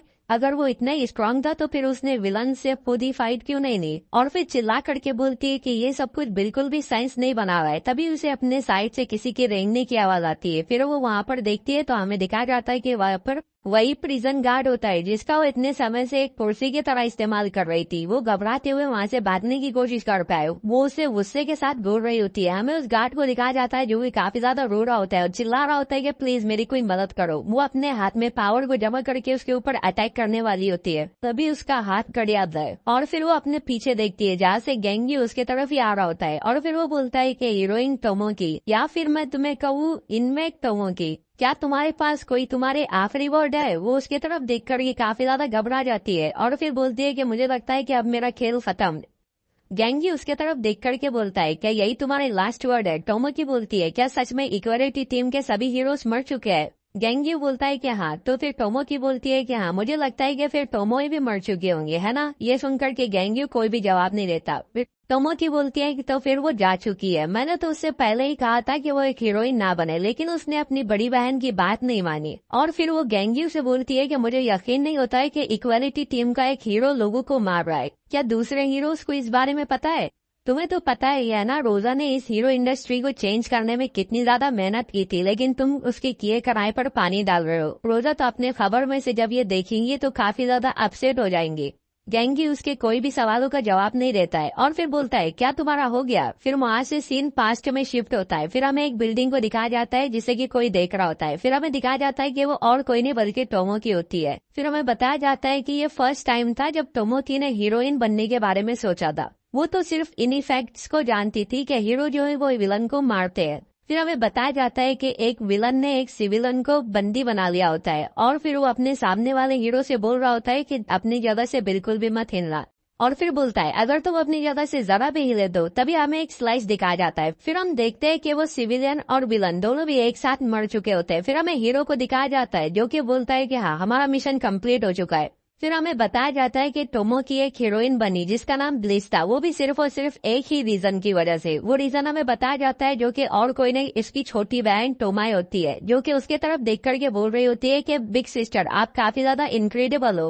लिटिल सिस्टर टोमाई के पास में अपनी बड़ी सिस्टर की तरफ पावर्स नहीं थी, इसीलिए वो हमेशा उससे मदद लिया करती थी। फिर टोमोकी को दिखाया जाता है जो कि बोल रही होती है कि हाँ मैं काफी ज्यादा औसम हूँ। फिर हमें बताया जाता है कि लेकिन टोमोकी के साथ में भी कुछ गलत था। हीरोज की जॉब होती है कि सिविलियंस को प्रोटेक्ट करना, लेकिन टोमोकी लोगों को प्रोटेक्ट करने के लिए हीरो नहीं बनी थी, बल्कि उसे तो ऐसा करने पर एक सुपीरियरिटी जैसी फीलिंग्स महसूस होती है, जैसे कि वो नॉर्मल पीपल से काफी ज्यादा ऊंचे दर्जे पर हो। फिर वो सिविलियन बोलती है कि मुझे बचाने के लिए तुम्हारा शुक्रिया। टोमोकी बोलती है कि नहीं तुम्हें ये मेंशन करने की जरूरत नहीं है। और फिर एक अजीब सी हंसी हंसते हुए बोलती है कि ये तो मैं अपने मजे के लिए कर रही हूँ। लेकिन एक दिन हमें दिखाया जाता है कि टोमोकी किसी का मर्डर कर देती है और फिर वो बहुत ज्यादा हैरान होकर के उसके तरफ ही देख रही होती है, लेकिन अचानक से ही वो काफी ज्यादा हंसना स्टार्ट कर देती है और फिर बोलती है कि ये कैसी फीलिंग है, मुझे इससे पहले ऐसा कभी महसूस नहीं हुआ। और फिर रोते हुए बोलती है कि हाँ ये फीलिंग तो मुझे काफी ज्यादा एनर्जेटिक फील करा रही है। क्या सच में किसी को मारने पर इतना ज्यादा एनर्जेटिक फील होता है। फिर उसके फर्स्ट मर्डर के बाद जो कोई भी उसके रास्ते में आया वो उन्हें मारती गई, विलन, सिविलियन या फिर हीरो। सीधे सीधे कहे तो वो लोगों को मारकर काफी ज्यादा एंजॉय करती। उसने तो अपने पार्टी के वीक मेंबर्स को भी नहीं छोड़ा। फिर हमें दिखाया जाता है कि वो अपनी पार्टी के एक वीक हीरो को मारने वाली होती है। वो हीरो उसके तरफ देखता है और फिर रोते हुए उससे बोलता है कि प्लीज मुझे मत मारो। हम उसके फेस पर सरप्राइज और बिट्रेयल के इमोशंस को देख ही सकते हैं। टोमो की उसे देख करके क्रीपी सी स्माइल देती है और फिर उसे वहीं पर ही मार देती है। हमें बताया जाता है कि लेकिन कोई भी क्राइम बिना पनिश किए नहीं रह सकता है। फिर हमें लिटिल सिस्टर टोमोए को दिखाया जाता है जो कि अपनी सिस्टर के पास से इतनी ज्यादा ब्लड की सेंट और वो उस घर पर इतनी ज्यादा लेट आने की वजह से उसके लिए परेशान हो रही होती है। फिर एक दिन टोमो की हमेशा की तरह लोगों को मार रही होती है, तभी साइड से उसकी लिटिल सिस्टर उसे आवाज लगाती है। टोमो की अपनी लिटिल सिस्टर की तरफ देख करके बोलती है कि टोमोए, क्या मैंने तुमसे नहीं कहा था कि रात के वक्त अपने घर से बाहर मत निकलना। और फिर बोलती है कि हाँ, मुझे लगता है कि आज मैं कुछ ज्यादा ही लेट हो चुकी थी। और एक क्रीपी सी स्माइल देते हुए बोलती है, क्या तुम मुझे ज्वाइन करना चाहोगी। ये सुनकर के टोमोए और भी ज्यादा घबरा जाती है।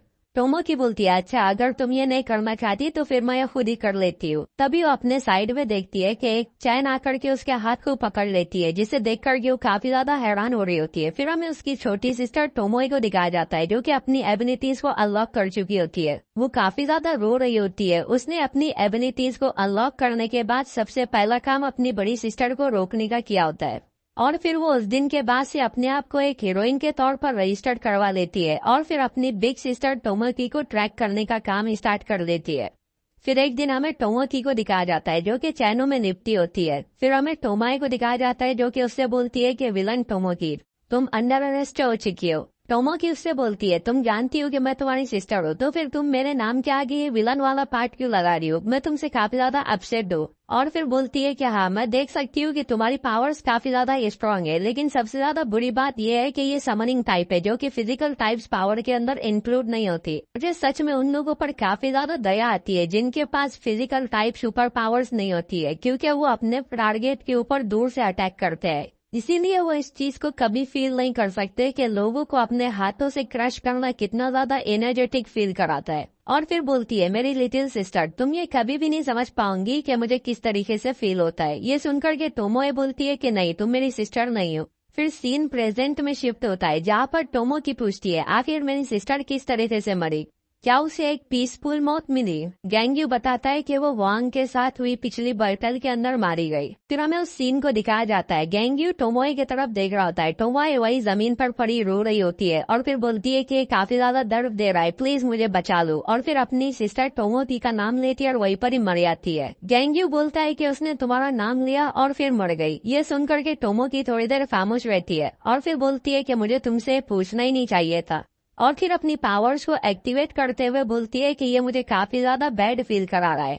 और फिर एक पोज लेकर के गैंग्यू के ऊपर बड़ी स्पीड से अटैक कर देती है। गैंग्यू उसके तरफ देखता है। फिर हमें दिखाया जाता है कि वो गैंग्यू पर अटैक कर देती है, लेकिन फिर वो कुछ देख करके काफी ज्यादा हैरान हो जाती है। फिर हमें दिखाया जाता है कि वहाँ पर गैंग्यू होता ही नहीं है और फिर वो अपने पीछे गैंग्यू को खड़ा हुआ देखती है और फिर जल्दी से उसके ऊपर अटैक करने की कोशिश करती है, लेकिन हमें दिखाया जाता है कि गैंग्यू बड़ी स्पीड के साथ में उसके ऊपर अपनी लात से अटैक कर देता है, जिसकी वजह से वो दूर जा करके गिरती है। वहाँ पर काफी ज्यादा धूल फैल जाती है। फिर धूल के हटने के बाद हमें गैंग्यू को दिखाया जाता है जो कि अपने सामने ही देख रहा होता है। तभी उसके सामने टोमो की अपीयर होती है। वो उस पर अटैक करने वाली होती है कि गैंग्यू अपने फिस्ट के साथ में उसके पेट में एक अटैक कर देता है, जिसकी वजह से उसके मुंह से खून आने लगता है और फिर वो अपने घुटनों पर आ जाती है और फिर हम देखते हैं कि उसकी पावर भी डिसअपियर हो जाती है। गैंग्यू उसके तरफ देख करके बोलता है कि तुम सजाए मौत की हकदार हो, लेकिन मुझे इस बात पर काफी ज्यादा सैड फील हो रहा है कि मैं अपने टीममेट्स के फैमिली मेंबर्स को मार रहा हूँ।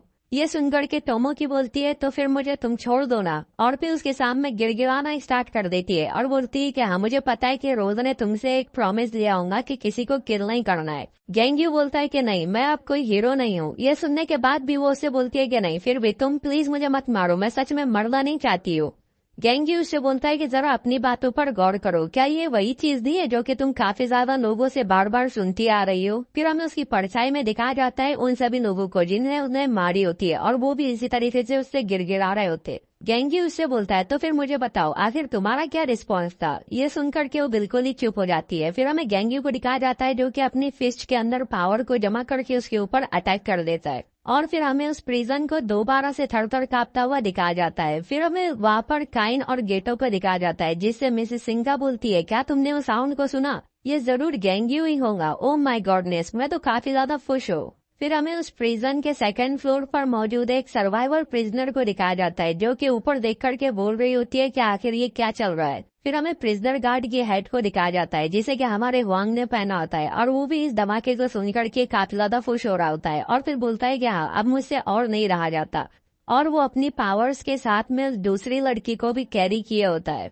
और फिर वो अपनी पावर्स को एक्टिवेट करते हुए बोलता है कि हाँ अब मैं आगे की ओर बढ़ रहा हूँ। तभी साइड से उस पर एक अटैक होता है जिसकी वजह से वो दूर जाकर के गिरता है, और फिर बोलता है कि वाओ ये कितना ज्यादा कमाल का था। तभी कोई उसके तरफ आता हुआ बोलता है कि बच्चे क्या तुम बोर हो रहे हो, क्या मैं थोड़ी देर तुम्हारे साथ खेल लूं। फिर हमें उसका नाम किंगस्टन दिखाया जाता है। वांग उसके तरफ देख करके बोलता है ग्रैंडपा आप काफी ज्यादा डरावनी हो। ये सुनकर के वो भी काफी ज्यादा मुस्कुरा रहा होता है और फिर बोलता है क्या सच में, मैं तो सिर्फ एक बूढ़ा आदमी हूँ जिसे बच्चों के साथ में खेलना पसंद है।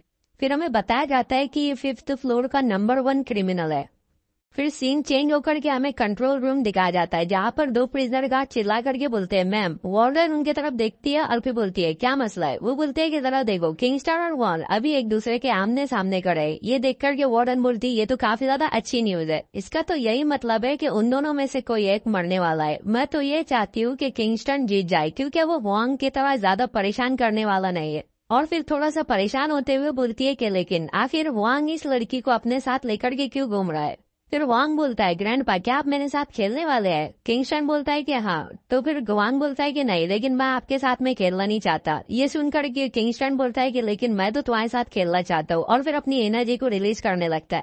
फिर हमें किंगस्टन के हिस्ट्री के बारे में बताया जाता है कि वो पहला क्रिमिनल था जिसके लिए रूशलेस प्रिजन को बनाया गया था, और वो वहाँ का सबसे ज्यादा लॉन्गेस्ट सर्वाइवर भी रहा है। हालांकि 4 और 5th बेसमेंट पर मौजूद क्रिमिनल्स ने मिलियंस ऑफ पीपल्स को मार रखा होता है, लेकिन हमारे किंगस्टन भैया ने तो सिर्फ और सिर्फ 3 लोगों को मारा था। उसने जिस फर्स्ट पर्सन का मर्डर किया था वो था क्रैकर्स, जो कि उस वक्त का सबसे ज्यादा डरावना और सबसे ज्यादा पावरफुल विलन था। और बाद में जो 2 लोगों को मारा वो थे कार्ल और हीलो, जो कि अपने टाइम के सबसे ज्यादा पावरफुल हीरोज थे, या फिर दूसरे शब्दों में कहे तो उन्हें इनविंसिबल डुओ कहा जाता था। किंगस्टन भैया कहीं से अपीयर हुए और इस दुनिया के सबसे ज्यादा पावरफुल लोगों को मार दिया। फिर हमें किंगस्टन को दिखाया जाता है जो कि बोल रहा होता है कि मैंने इस दुनिया के उन सभी लोगों को मार दिया जो कि अपने आप को इनविंसिबल कहते थे, तो क्या अब मैं इस दुनिया का सबसे ज्यादा स्ट्रॉन्गेस्ट पर्सन बन गया हूँ। हमें दिखाया जाता है उसके चारों तरफ आर्मी ने उसे घेर रखा होता है। वो बोलता है कि कितना ज्यादा डिसअपॉइंट करने वाला है।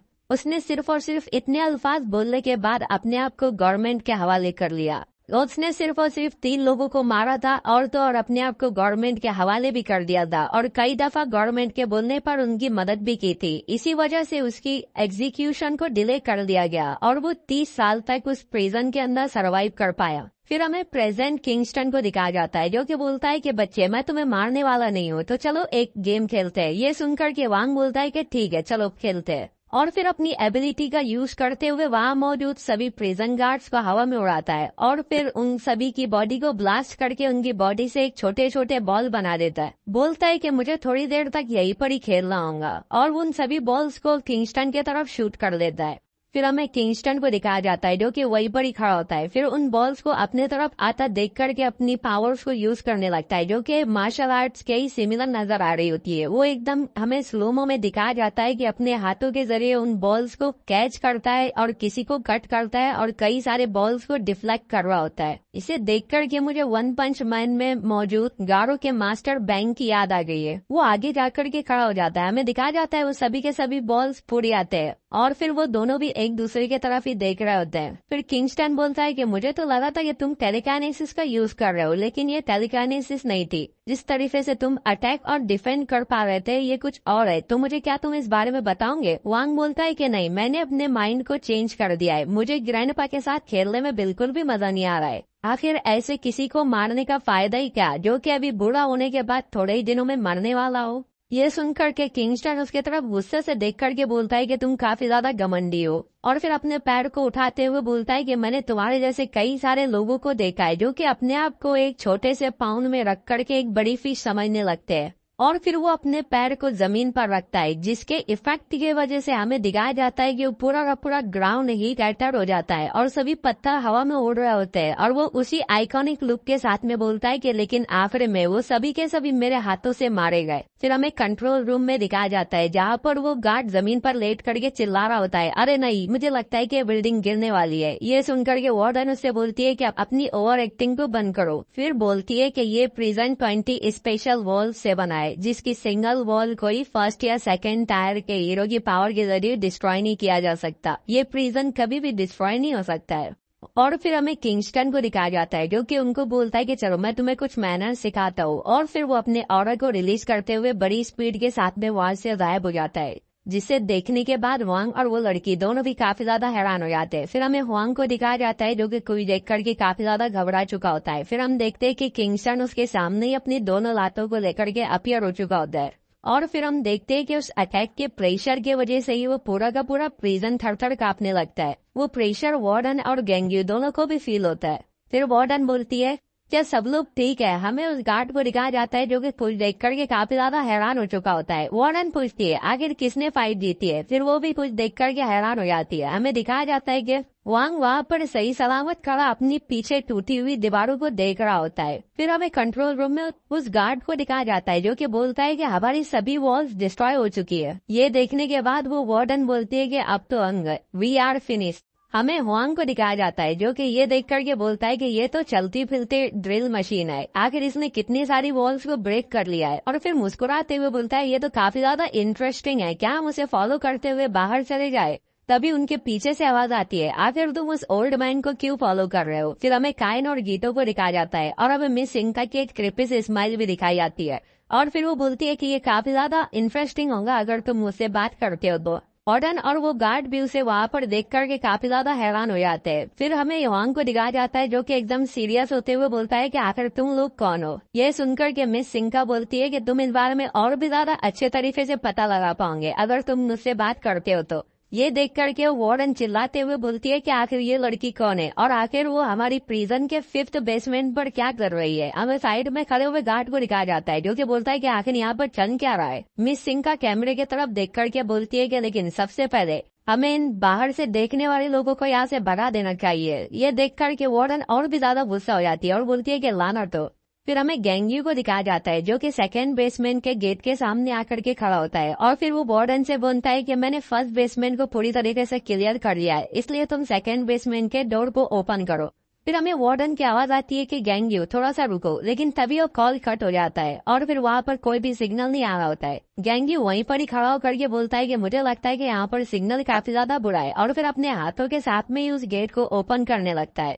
फिर हमें गेंग्यू को वहाँ पर सीढ़ियों से नीचे उतरता हुआ दिखाया जाता है। फिर हमें बताया जा रहा होता है कि ग्राउंड फ्लोर और 1st फ्लोर पर चारों तरफ ब्लड की स्मेल फैली हुई थी और कई सारे क्रिमिनल्स जानवरों की तरह लड़ाई कर रहे थे, लेकिन यहाँ 2nd फ्लोर पर ऐसा कुछ भी नहीं था, बल्कि यहाँ पर तो एक सिंगल लाश भी नहीं दिखाई जा रही थी। वो पूरी तरीके से क्लीन था। तभी उसे किसी की चिल्लाने की आवाज आती है। फिर हमें उसी लेडी गार्ड को दिखाया जाता है, जो कि दौड़ते हुए उसके तरफ ही आ रही होती है और हम उसके पीछे 2 मॉन्स्टर को देख सकते हैं, जिसे कि वो अपने से दूर रहने के लिए बोलती है। फिर वो अपने सामने देखती है और गेंग्यू को गेंगो कह करके पुकारती है, यानी कि उसके बड़े भाई का नाम ले रही होती है।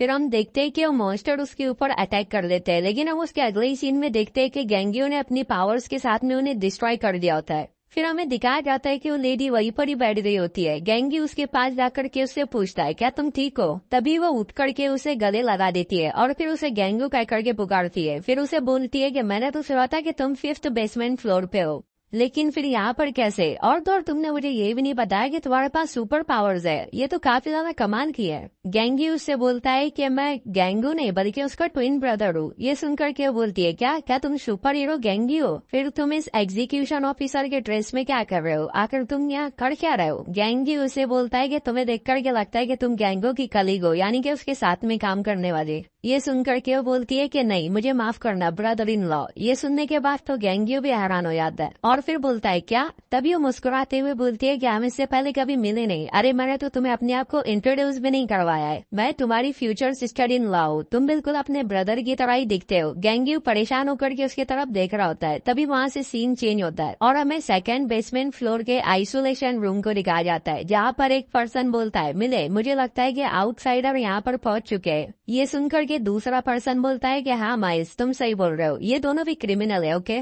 और फिर बोलता है कि मैं इस बारे में जानने के लिए काफी ज्यादा क्यूरियस हूँ कि आखिर उसने कितने ज्यादा जुर्म को किए होंगे। फिर हम लोग वहाँ पर देख ही सकते हैं कि उन्होंने अपनी एबिलिटीज का यूज करके कई सारे क्रिमिनल्स को लटका रखा होता है और तो और वहाँ पर कई सारे मॉन्स्टर को भी समन किया होता है। मिले बोलता है कि उसने मेरे एक डॉग को मार दिया है। माइल्स बोलता है क्या सच में, तो फिर उसे हेल में जाना होगा।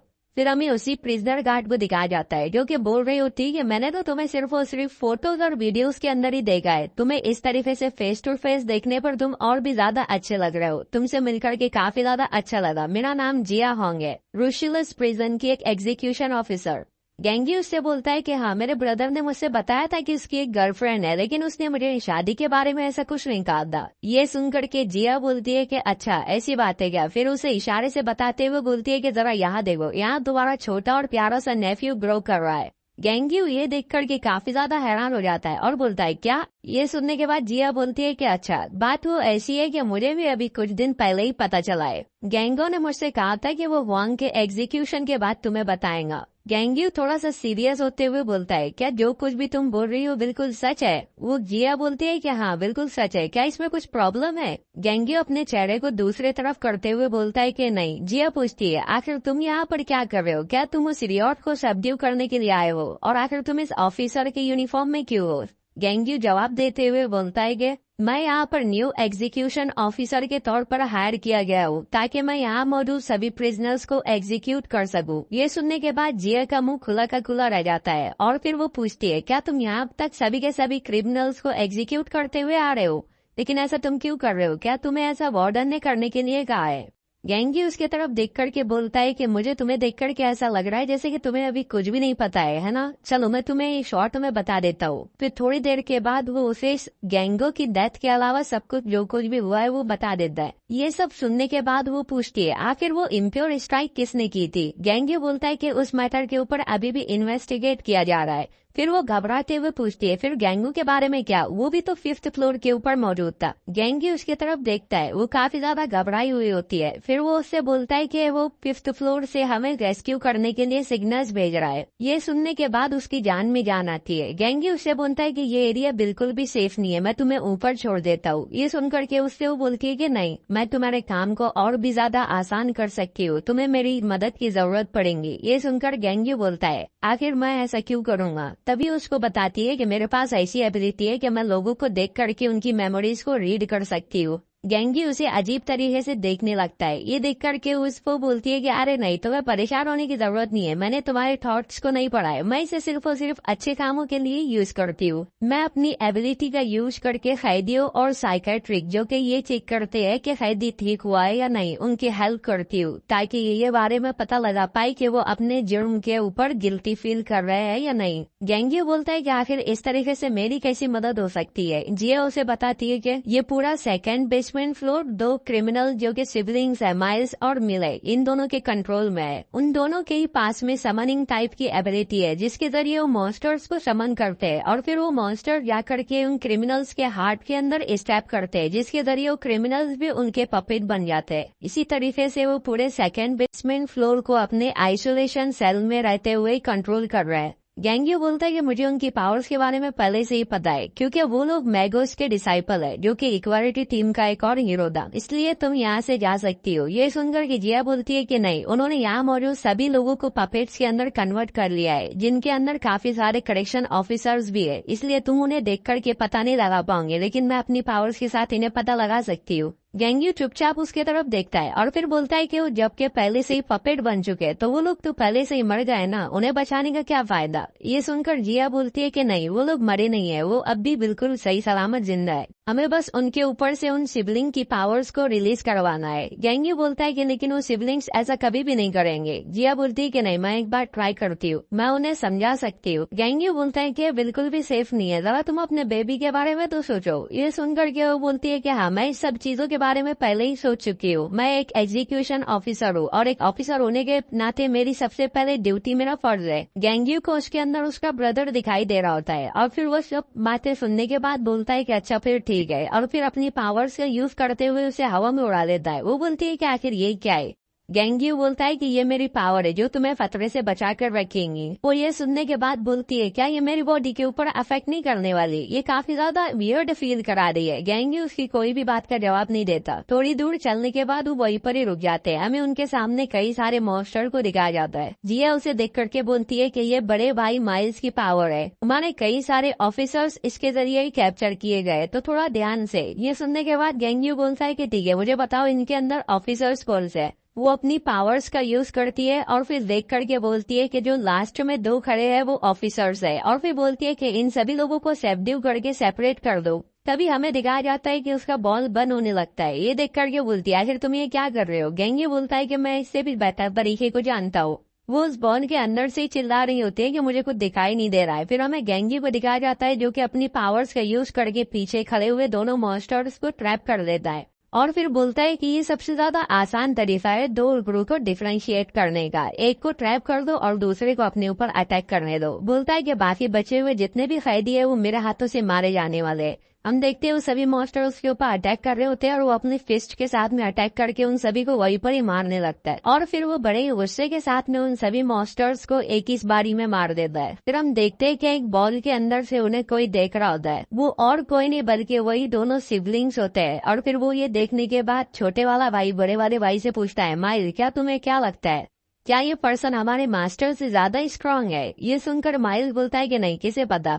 तभी वो बोलता है क्या वो पर्सन फिर उस वुमेन से ज्यादा स्ट्रांग है। माइल उसका जवाब नहीं देता। ये देख करके उसका हाथ पकड़ लेता है और फिर उससे बोलता है कि मुझे काफी ज्यादा डर लग रहा है। ये सुनकर के माइल बोलता है कि नहीं, तुम्हें डरने की जरूरत नहीं है। फिर हमें दिखाया जाता है वहाँ पर उन्होंने कई सारे प्रिजनर्स को पपेट बना रखा होता है और बोलता है कि ये उसके लिए काफी ज्यादा मुश्किल होगा हमें मारना। हमें जिया को दिखाया जाता है जो कि उसी बॉल के अंदर ट्रैप होकर के चिल्ला रही होती है कि आखिर ये सब क्या है, तुमने मुझे यहाँ पर ट्रैप करके क्यों रखा है। गेंगी उससे बोलता है कि अरे मुझे माफ करना, मुझे लगता है कि मैंने तुम्हें परेशान कर दिया, मुझे तुम्हें ये एडवांस में ही बता देना चाहिए था। जिया बोलती है आखिर अभी हुआ क्या है। गेंगी बोलता है कि मैंने सभी करेक्शन ऑफिसर्स को आइसोलेट कर लिया है, और फिर उसके तरफ देख करके बोलता है कि बचे हुए सभी प्रिजनर्स को एग्जीक्यूट कर लिया है।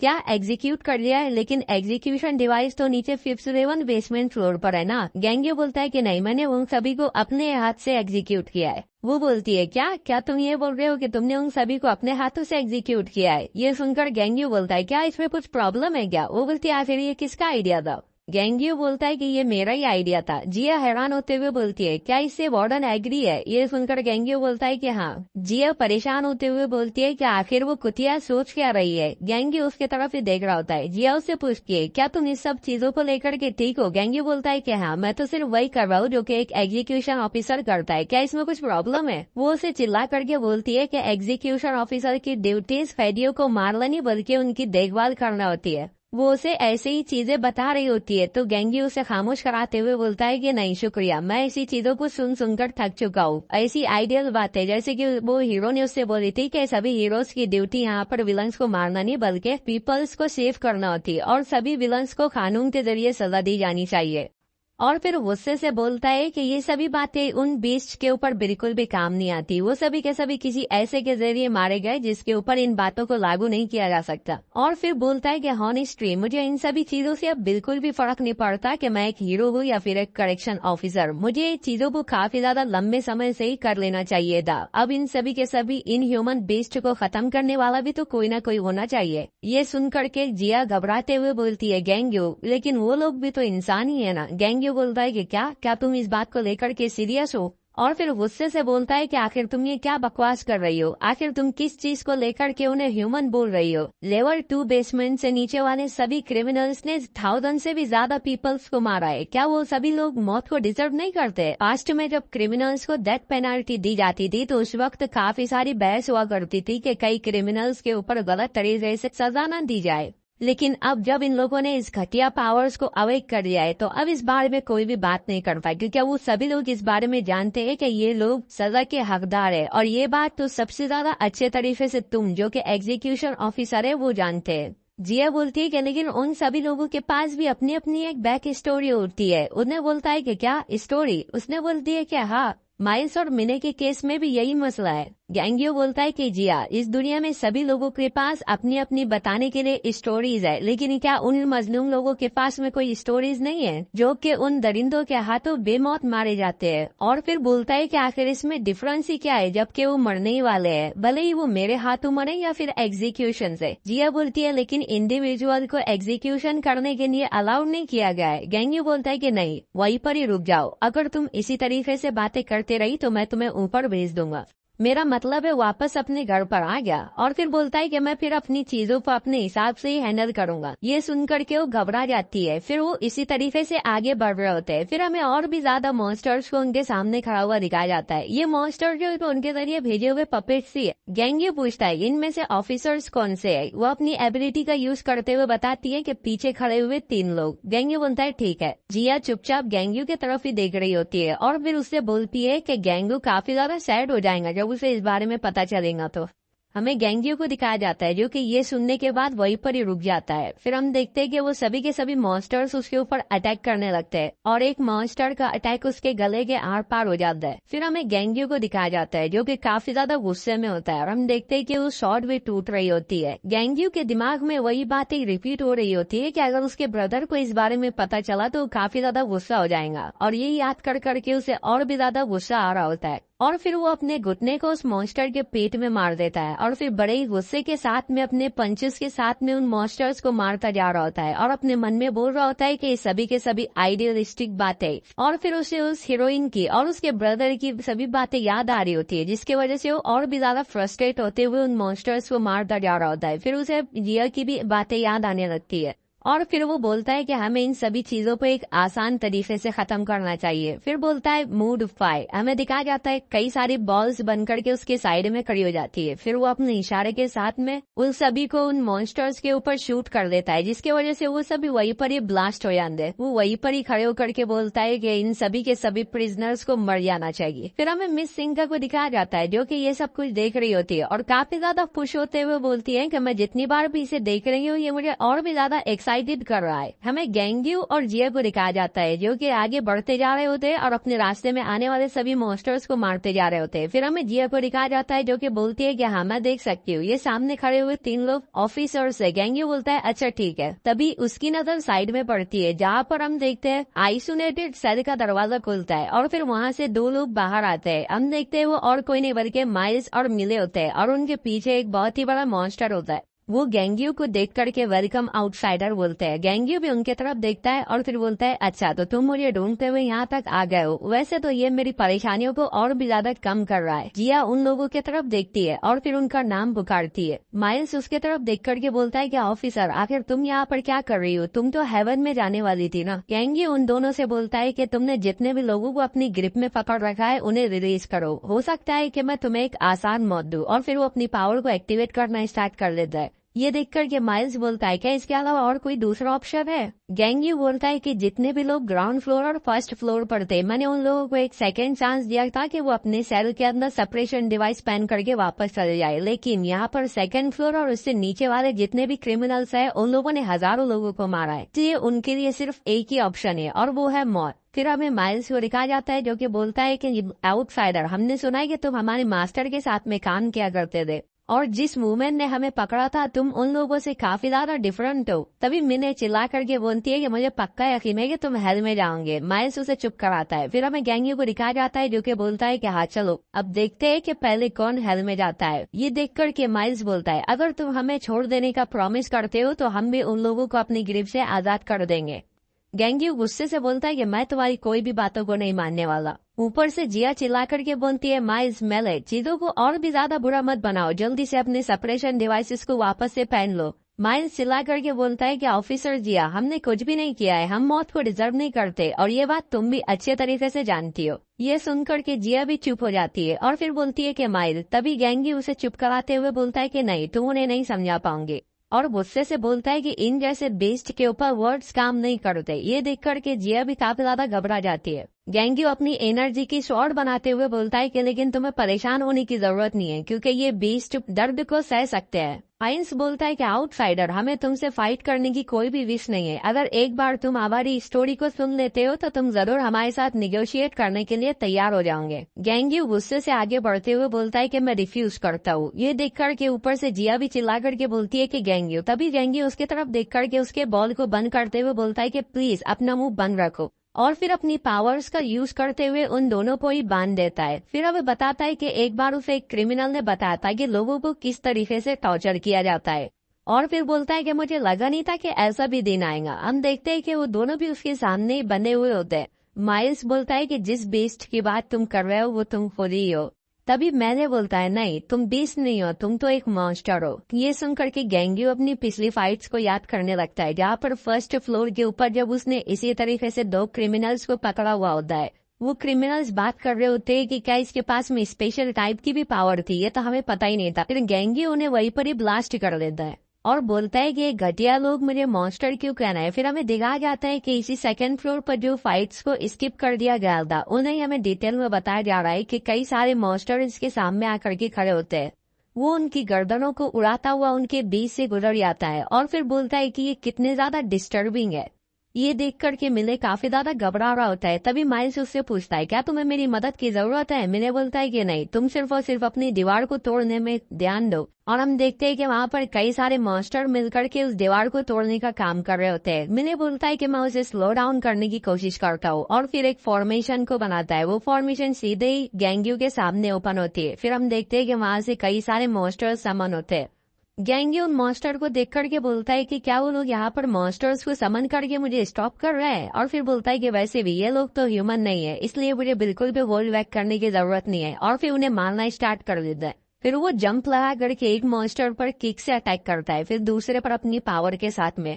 फिर उन सभी के ऊपर अपने उसी क्लव वाले अटैक का यूज करता है जिसे कि उसने ग्राउंड फ्लोर के ऊपर क्रिमिनल्स को मारने के लिए किया था। फिर हम देखते हैं कि उस अटैक की वजह से वो सभी के सभी मॉन्स्टर्स एक साथ ही मारे जाते हैं। उसे इस तरीके से फाइट करता देख करके मिले और भी ज्यादा घबरा जाता है और फिर माइल्स से पूछता है आखिर तुम्हें कितनी देर लगने वाली है। ये सुनकर के माइल्स बोलता है कि मुझे और ज्यादा टाइम लगेगा, कम से कम 10 मिनट। मिले ये सुनने के बाद अपनी उंगली के ऊपर कट लगा करके अपने ब्लड को उसके ऊपर डालने लगता है ताकि वो अपने ब्लड का सेक्रीफाइस दे करके और भी ज्यादा मॉन्स्टर्स को समन कर सके। हम देखते हैं कि अचानक से उनका पूरा फ्लोर हिलने लगता है। फिर वो ऊपर देखते हैं तो वहाँ से छत जोरदार तरीके से टूट जाती है और फिर वहाँ पर काफी ज्यादा धूल फैल जाती है। फिर उस धूल के हटने के बाद में माइल्स बोलता है कि आखिर यहाँ पर चल क्या रहा है। तभी वो अपने सामने देखते हैं गेंग्यू वहीं पर ही पहुंच चुका होता है। फिर वो उनसे बोलता है कि मैंने थोड़ी देर सोचा तो फिर मुझे पता चला कि अगर मैं एक बार तुम्हें रोक लेता हूँ तो फिर मुझे इन बाकी सभी मॉन्स्टर से लड़ने की जरूरत नहीं पड़ेगी। और फिर उनके सामने आकर के खड़ा हो जाता है और उनसे बोलता है कि ये तुम्हारा लास्ट चांस है, सभी प्रिजनर्स और ऑफिसर्स को रिलीज करो। इसके एक्सचेंज में मैं तुम्हें बहुत ही आरामदायक मौत दूंगा जिसमें तुम्हें ज्यादा पेन को भी फील नहीं करना पड़ेगा। और फिर अपनी पावर्स को रिलीज करने लगता है। माइल्स तभी ऊपर देख करके बोलता है कि यहाँ दीवारों में इतनी ज्यादा लेयर्स बनी है, तुमने इन्हें इतनी आसानी के साथ में तोड़ दिया। ये सुनकर के गेंग्यू अपने हाथ में पावर्स को जमा करते हुए उनके करीब आकर के बोलता है कि उन सभी लोगों को अपनी पावर्स से रिलीज करो अभी के अभी। ये देख करके दोनों भी काफी ज्यादा घबरा जाते हैं और फिर माइल्स जल्दी से अपनी पावर्स को यूज करते हुए वहां पर कई सारी फॉर्मेशंस को ओपन कर देता है। हम देखते हैं कि उसमें से कई सारे आर्क एंजल्स समन हो जाते हैं और फिर हमें उन सभी आर्क एंजल्स के नाम बताए जाते हैं, माइकल, राफेल, गैब्रियल और यूरेल।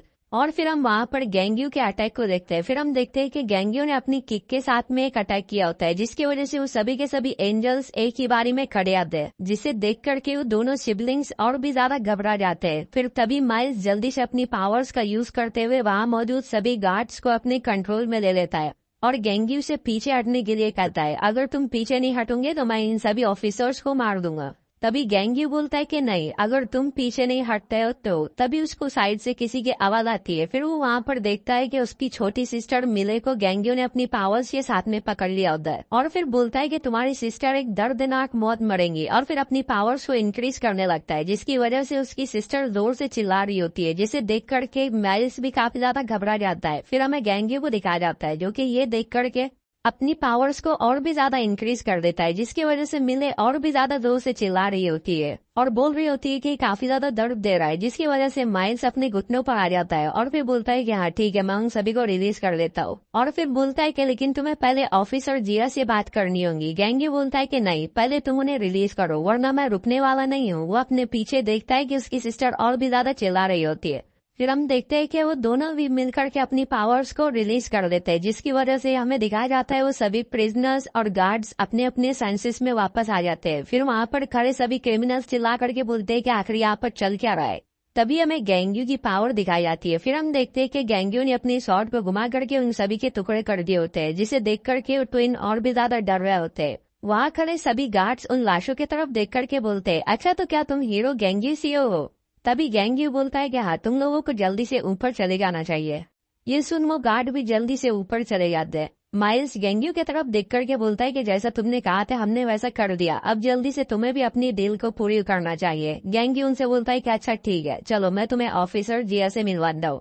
और फिर बोलता है कि नहीं, लेकिन पहले कहीं और जाकर के बात करते हैं, क्योंकि ये जगह किसी प्रेग्नेंट लेडी के बात करने के लिए ठीक नहीं है। हम देख सकते हैं कि वहाँ पर कई सारे लाशें पड़ी होती है। फिर हमें जिया को दिखाया जाता है जो कि गैंग्यू के उस पावर से बने हुए बॉल के अंदर चिल्ला रही होती है। गैंग्यू उस बॉल को ओपन करता है। जिया बोलती है कि आखिर यहाँ पर क्या हुआ है? गैंग्यू बोलता है कि यहाँ पर सब कुछ खत्म हो चुका है। गैंग्यू बोलता है कि उन दोनों ने सभी लोगों को अपनी ग्रिप से आजाद कर दिया था, सभी ऑफिसर सेव हो चुके हैं। तभी जिया बोलती है, फिर माइल्स और मेले के बारे में क्या? गैंग्यू बोलता है कि वो लोग यहीं पर ही है, वो अपने एग्जीक्यूशन से पहले तुमसे थोड़ी सी बात करना चाहते। उन्हें देख करके जिया बोलती है कि गैंग्यू, तुम्हें उन दोनों को सेपरेशन डिवाइस को पहना देना चाहिए। गैंग्यू उसकी तरफ देख करके बोलता है कि जिया, मुझे अपनी बातों को रिपीट मत करने दो। तुम्हें अच्छे तरीके से पता है कि सेकंड बेसमेंट से नीचे के सभी लोगों ने हजारों लोगों की जान ली है, इसलिए मैं उन्हें अपने हाथों से खत्म करूंगा। ये देख करके जिया भी घबरा जाती है। तभी माइल्स बोलता है कि ऑफिसर जिया, क्या तुम्हें सच में लगता है कि हम मौत को डिजर्व करते हैं? लेकिन हमने तो कुछ भी नहीं किया, तो फिर आखिर हमें मौत की सजा क्यों दे जा रही है? प्लीज कुछ तो बोलो। हमें जिया को दिखाया जाता है जो कि कुछ भी नहीं बोल रही होती है। तभी गैंग्यू से बोलता है कि तुम्हें इस चीजों को शॉर्ट में निपटा देना चाहिए। तभी जिया उन लोगों से बोलती है कि माइल्स, मैंने तुम लोगों ने जो किया है। तभी उनकी मासूम सी सूरत को देख करके वो कुछ भी नहीं कह पाती। ये देख करके गैंग्यू बोलता है, क्या तुम्हारे पास और भी कुछ है कहने के लिए? जिया कुछ भी नहीं बोलती। तभी गैंग्यू बोलता है कि चलो फिर ठीक है, मैंने अपने प्रॉमिस को पूरा किया है, अब तुम्हारा टाइम आ चुका है एग्जीक्यूट होने का। ये सुनकर के वो छोटी बहन मेले जोर जोर से रोना स्टार्ट कर देती है और फिर चिल्ला चिल्ला करके बोल रही होती है कि प्लीज हमें मत मारो, मैं मरना नहीं चाहती हूँ। वो दोनों भी सिबलिंग बस यही बोल रहे होते हैं। तभी हमें गैंग्यू को दिखाया जाता है जो कि अपनी फिस्ट के अंदर पावर्स को इकट्ठा करके वहां पर एक जोरदार पंच लगा देता है और फिर अपने सामने की ओर देखने लगता है। फिर हमें किसी पर्सन को दिखाया जाता है जो कि और कोई नहीं बल्कि इक्वालिटी टीम का एक और हीरो मैगो होता है, जिसने कि अपनी फॉर्मेशन के साथ में उन दोनों सिबलिंग को सेव कर लिया होता है। वो दोनों भी सिबलिंग उसके तरफ देख करके बोलते हैं कि मास्टर। गैंग्यू भी गुस्से से उसके तरफ देख करके उसका नाम मैगो कह करके पुकारता है। फिर बोलता है कि यहाँ पर चल क्या रहा है, और फिर उसके तरफ देख करके अपने मन में ही सोचने लगता है, ये क्या है? क्या ये भी इन ट्विन बच्चों की एबिलिटीज में से एक है? नहीं, ऐसा हो ही नहीं सकता, क्योंकि सेकंड बेसमेंट के क्रिमिनल्स के पास में इस लेवल का डिफेंस मैजिक हो ही नहीं सकता है। मैं इस बारे में पक्का श्योर हूँ कि मैगो ने खुद ही अपनी एबिलिटी को इनके ऊपर यूज किया होगा। लेकिन क्यों? आखिर क्यों उसने इस लेवल का डिफेंस मैजिक इन बच्चों के ऊपर यूज किया है? और फिर अपनी पावर्स को रिलीज करते हुए बोलता है कि लेकिन कुछ भी हो, अब भी सिचुएशन जैसी की वैसी ही है, जिसे देख करके ट्विन और भी ज्यादा घबरा रहे होते हैं। गैंग्यू अपनी पावर्स का यूज करते हुए एक जोरदार पंच उस शील्ड के ऊपर मार देता है। हमें दिखाया जाता है कि वो शील्ड टूट रही होती है, लेकिन जब वो अपने सामने देखता है तो हम देखते हैं कि मैगो ने और कई सारे फॉर्मेशंस को ओपन कर दिया होता है, जिसे देख करके गैंग्यू गुस्से से बोलता है, शराफित बुड्ढे कहीं के, आखिर तूने क्या किया है और आखिर तू ऐसा कर ही क्यों रहा है? फिर कंटिन्यूसली पंचेस को मारते हुए उन सभी के सभी बैरियर्स को तोड़ता जा रहा होता है। हम देखते हैं कि मिले ये देख करके बेहोश हो रही होती है। गैंग्यू भी इसकी तरफ देखता है। तभी हमें गैंग्यू की पास्ट की मेमोरीज दिखाई जाती है। फिर हमें इक्वालिटी टीम के सभी हीरोज की एक ब्यूटीफुल पिक्चर को दिखाया जाता है, जो कि किसी की तरफ देख रहे होते हैं। फिर हम देखते हैं कि वो और कोई नहीं बल्कि मैगो होता है, जो कि वहाँ पर कुछ बच्चों के साथ में खेल रहा होता है। उसे देख करके एक हीरो बोलता है कि वाह, ये कितना ज्यादा ग्रेट है। तभी दूसरा हीरो बोलता है कि आखिर ये बूढ़ा आदमी थकता नहीं है क्या? फिर वो टोमाई की तरफ देख करके बोलता है कि जब हम शादी करेंगे तो हमारे भी ऐसे ही बच्चे होंगे। ये सुनकर के टोमाई बोलती है कि आखिर मैंने तुम्हें कब कह दिया कि हम शादी करने वाले? वो हीरो बोलता है कम ऑन यार। फिर वो इसी तरीके से बहस कर रहे होते हैं। रोज अजीसा उनके तरफ देख करके बोलती है कि गाइस क्या तुम लोग अब भी फाइट कर रहे हो। मैगो उन लोगों से बोलता है कि गाइस आखिर तुम लोग वहाँ बैठे क्या देख रहे हो, जल्दी से यहाँ और इनके साथ में खेलो। फिर वो लोग उनके साथ में खेलना स्टार्ट कर देते हैं। फिर हमें गेंग्यू को दिखाया जाता है जो कि वही पेड़ के सहारे बैठ करके उनके तरफ देख रहा होता है। तभी मैगो उसके पास आकर के बोलता है कि गेंग्यू क्या तुम्हें बच्चे पसंद नहीं है। गेंग्यू बोलता है कि नहीं ऐसी बात नहीं है, असल में मुझे ये नहीं पता कि मैं उनके साथ में इंटरेक्ट किस तरीके से करूँ। मैगो बोलता है कि तुम उसी तरीके से कर सकते हो जैसे कि तुम्हारे पेरेंट्स तुम्हारे साथ किया करते थे। गेंग्यू बोलता है कि नहीं, मेरे पेरेंट्स जब मैं छोटा था तभी चले गए थे, मेरे पास फैमिली के नाम पे सिर्फ और सिर्फ मेरा एक बड़ा भाई है। ये सुन करके मैगो बिल्कुल ही शॉक हो जाता है और फिर खांसते हुए बोलता है कि मुझे इसके लिए माफ करना। फिर कुछ बोलने से थोड़ा सा हिचकिचा रहा होता है और फिर बोलता है कि गेंग्यू तुम मेरे साथ चाइल्डिश तरीके से खेल सकते हो। गेंग्यू एक अजीब सा फेस बनाते हुए बोलता है कि क्या। ये देखकर के मैगो घबरा जाता है और बोलता है कि अरे अरे मैं तो सिर्फ और सिर्फ मजाक कर रहा था, मुझे पता नहीं था वैसे तुम इस तरीके का भी फेस बना सकते हो। और फिर बोलता है कि वैसे मैं कम्प्लीटली तौर पर मजाक नहीं कर रहा था, वैसे अगर तुम चाहो तो तुम मेरे साथ में बिल्कुल बच्चे की तरह बिहेव कर सकते हो। फिर गेंग्यू बोलता है कि वक्त के बीतने के बाद हमें वांग को दिखाया जाता है जो कि वहाँ पर अपनी एबिलिटी को एक्टिवेट किए खड़ा होता है। फिर हम गेंग्यू को देखते हैं जो कि वहीं पर खड़े होकर के अपने साइड में देखता है जहाँ पर उसके टीममेट्स की लाशें पड़ी होती है, जिसे देख करके हमें दिखाया जाता है कि वो खून के आंसू रोने लगता है। अभी साइड से उसे कोई आवाज लगाता है, वो और देखता है तो वो मैगो होता है और वो उससे बोलता है कि सब कुछ ठीक है, सब कुछ ठीक है। फिर सीन प्रेजेंट में आता है जहाँ पर गेंग्यू अब भी उन सभी बैरियर्स को तोड़ता जा रहा होता है और हमें बताया जाता है कि अब सिर्फ और सिर्फ एक ही बैरियर बचा होता है। हम देखते हैं कि मैगो की एबिलिटी भी वहाँ से डिसअपियर हो रही होती है। गेंग्यू उसके तरफ देखता है, वो अब भी इसी तरीके से मुस्कुरा रहा होता है। गेंग्यू अपनी पावर्स को रिलीज करते हुए जिया को नीचे उतारता है और फिर उससे बोलता है कि क्या तुम इस पर्सन की मेमोरीज को पढ़ सकती हो। जिया बोलती है कि हाँ, तो गेंग्यू बोलता है कि तो फिर मेरे लिए इस पर्सन की मेमोरीज को पढ़ो, मैं जानना चाहता हूँ कि ये ओल्ड मैन ऐसा करने से पहले सोच क्या रहा था। जिया उस ओर देख करके बोलती है अरे ये तो हीरो मैगो है। फिर थोड़ी देर के बाद अपनी एबिलिटी का यूज करके उनकी मेमोरीज को एक्सट्रैक्ट कर लेती है। गेंग्यू उन मेमोरीज की तरफ देख करके बोलता है कितनी ज्यादा बेकार दिखाई दे रही है। जिया बोलती है लेकिन ये तो काफी ज्यादा क्यूट है। गेंग्यू बोलता है आखिर इन क्रिमिनल्स की मेमोरीज यहाँ पर क्या कर रही है। जिया बोलती है क्योंकि ये एबिलिटी उनके ऊपर ही कास्ट की गई थी। गेंग्यू उसकी तरफ देखने लगता, अभी वो बोलती है कि नहीं, मैंने ऐसा कुछ पर्पस के साथ में नहीं किया है, मैं तो तुम्हें ये सिर्फ इसलिए बता रही हूँ ताकि तुम्हें कोई गलत फहमी ना हो जाए। गेंग्यू बोलता है कि वैसे भी उन लोगों ने थाउजेंड्स ऑफ पीपल्स को किल किया है, कुछ भी हो जाए मैं तो उन्हें एग्जीक्यूट करके रहूंगा। जिया बोलती है ठीक है और फिर उन मेमोरीज को उसे दिखाने लगती है। फिर हमें एक ऑक्शन हॉल को दिखाया जाता है जहाँ पर एबिलिटी यूजर्स को खरीदा और बेचा जाता है। फिर हम कई सारे पिंजरों के अंदर एबिलिटी यूजर्स को भी देखते हैं। फिर हमें वहाँ पर फाइनली मेले और माइल्स को दिखाया जाता है जो कि सिर्फ 6 साल के होते हैं।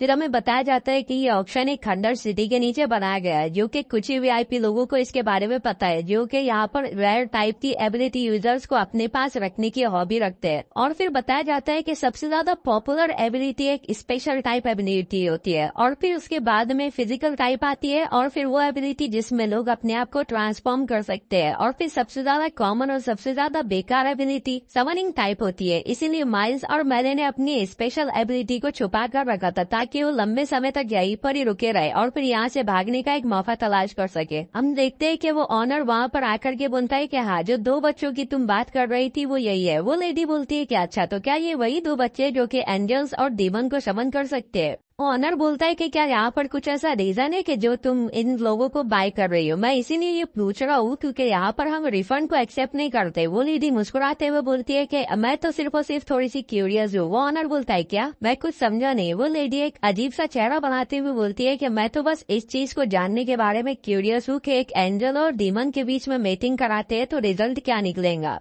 वो सिबलिंग्स भी उसके तरफ ही देख रहे होते हैं। वो लेडी बोलती है कि हाँ, मुझे लगता है कि तुम काफी ज्यादा छोटे हो इसलिए तुम्हें इस बारे में नहीं पता है, लेकिन बहुत ही जल्द पता चल जाएगा। फिर वो अपने ऊपर देखने लगती है। हम देखते हैं कि उस पूरे के पूरे फ्लोर पर काफी ज्यादा प्रेशर पड़ने लगता है। फिर उसके अगले ही सीन में हम देखते हैं कि वो पूरा फ्लोर ही डिस्ट्रॉय हो जाता है। फिर हमें उस धमाके को दिखाया जाता है। फिर हम देखते हैं वहाँ पर चारों तरफ धूल धूल फैल जाती है। धूल के हटने के बाद वहाँ मौजूद सभी लोगों को दिखाया जाता है जो कि एक बैरियर के अंदर सही सलामत होते हैं। माइल्स मेले से पूछता है क्या तुम ठीक हो? मेले कुछ भी नहीं बोलती। फिर माइल्स बोलता है कि आखिर ये था क्या? तभी उन्हें हंसने की आवाज आती है, हो। फिर वो ऊपर देखने लगते हैं। वहाँ पर और कोई नहीं बन के हमारा मैगो खड़ा होता है, जो कि हंसते हुए बोलता है कि मैजिक। फिर हमें उसकी असिस्टेंट लिपस को दिखाया जाता है, जो कि बोलती है कि आखिर ये किस किस्म की क्लास थी, आखिर मैं इसे किस तरीके से कैचअप कर सकती हूँ। मैगो हंसते हुए बोलता है कि तुम्हें काफी ज्यादा हार्डवर्क करने की जरूरत है, तभी तुम इस तरीके से परफॉर्म कर पाओगी। क्या मैंने तुम्हें नहीं कहा था कि इमेजिनेशन सबसे ज्यादा जरूरी होता है समनिंग टाइप एबिलिटी यूजर के लिए? असिस्टेंट बोलती है लेकिन तुम्हारा टीचिंग करने का तरीका काफी ज्यादा फास्ट है। मैगो बोलता है लेकिन क्या मैंने तुम्हें जो टास्क दिया था वो तुमने कंप्लीट कर लिया है? असिस्टेंट बोलती है कि हाँ, मैंने ऑप्शन में मौजूद सभी लोगों को यहाँ से दूर ट्रांसपोर्ट कर दिया है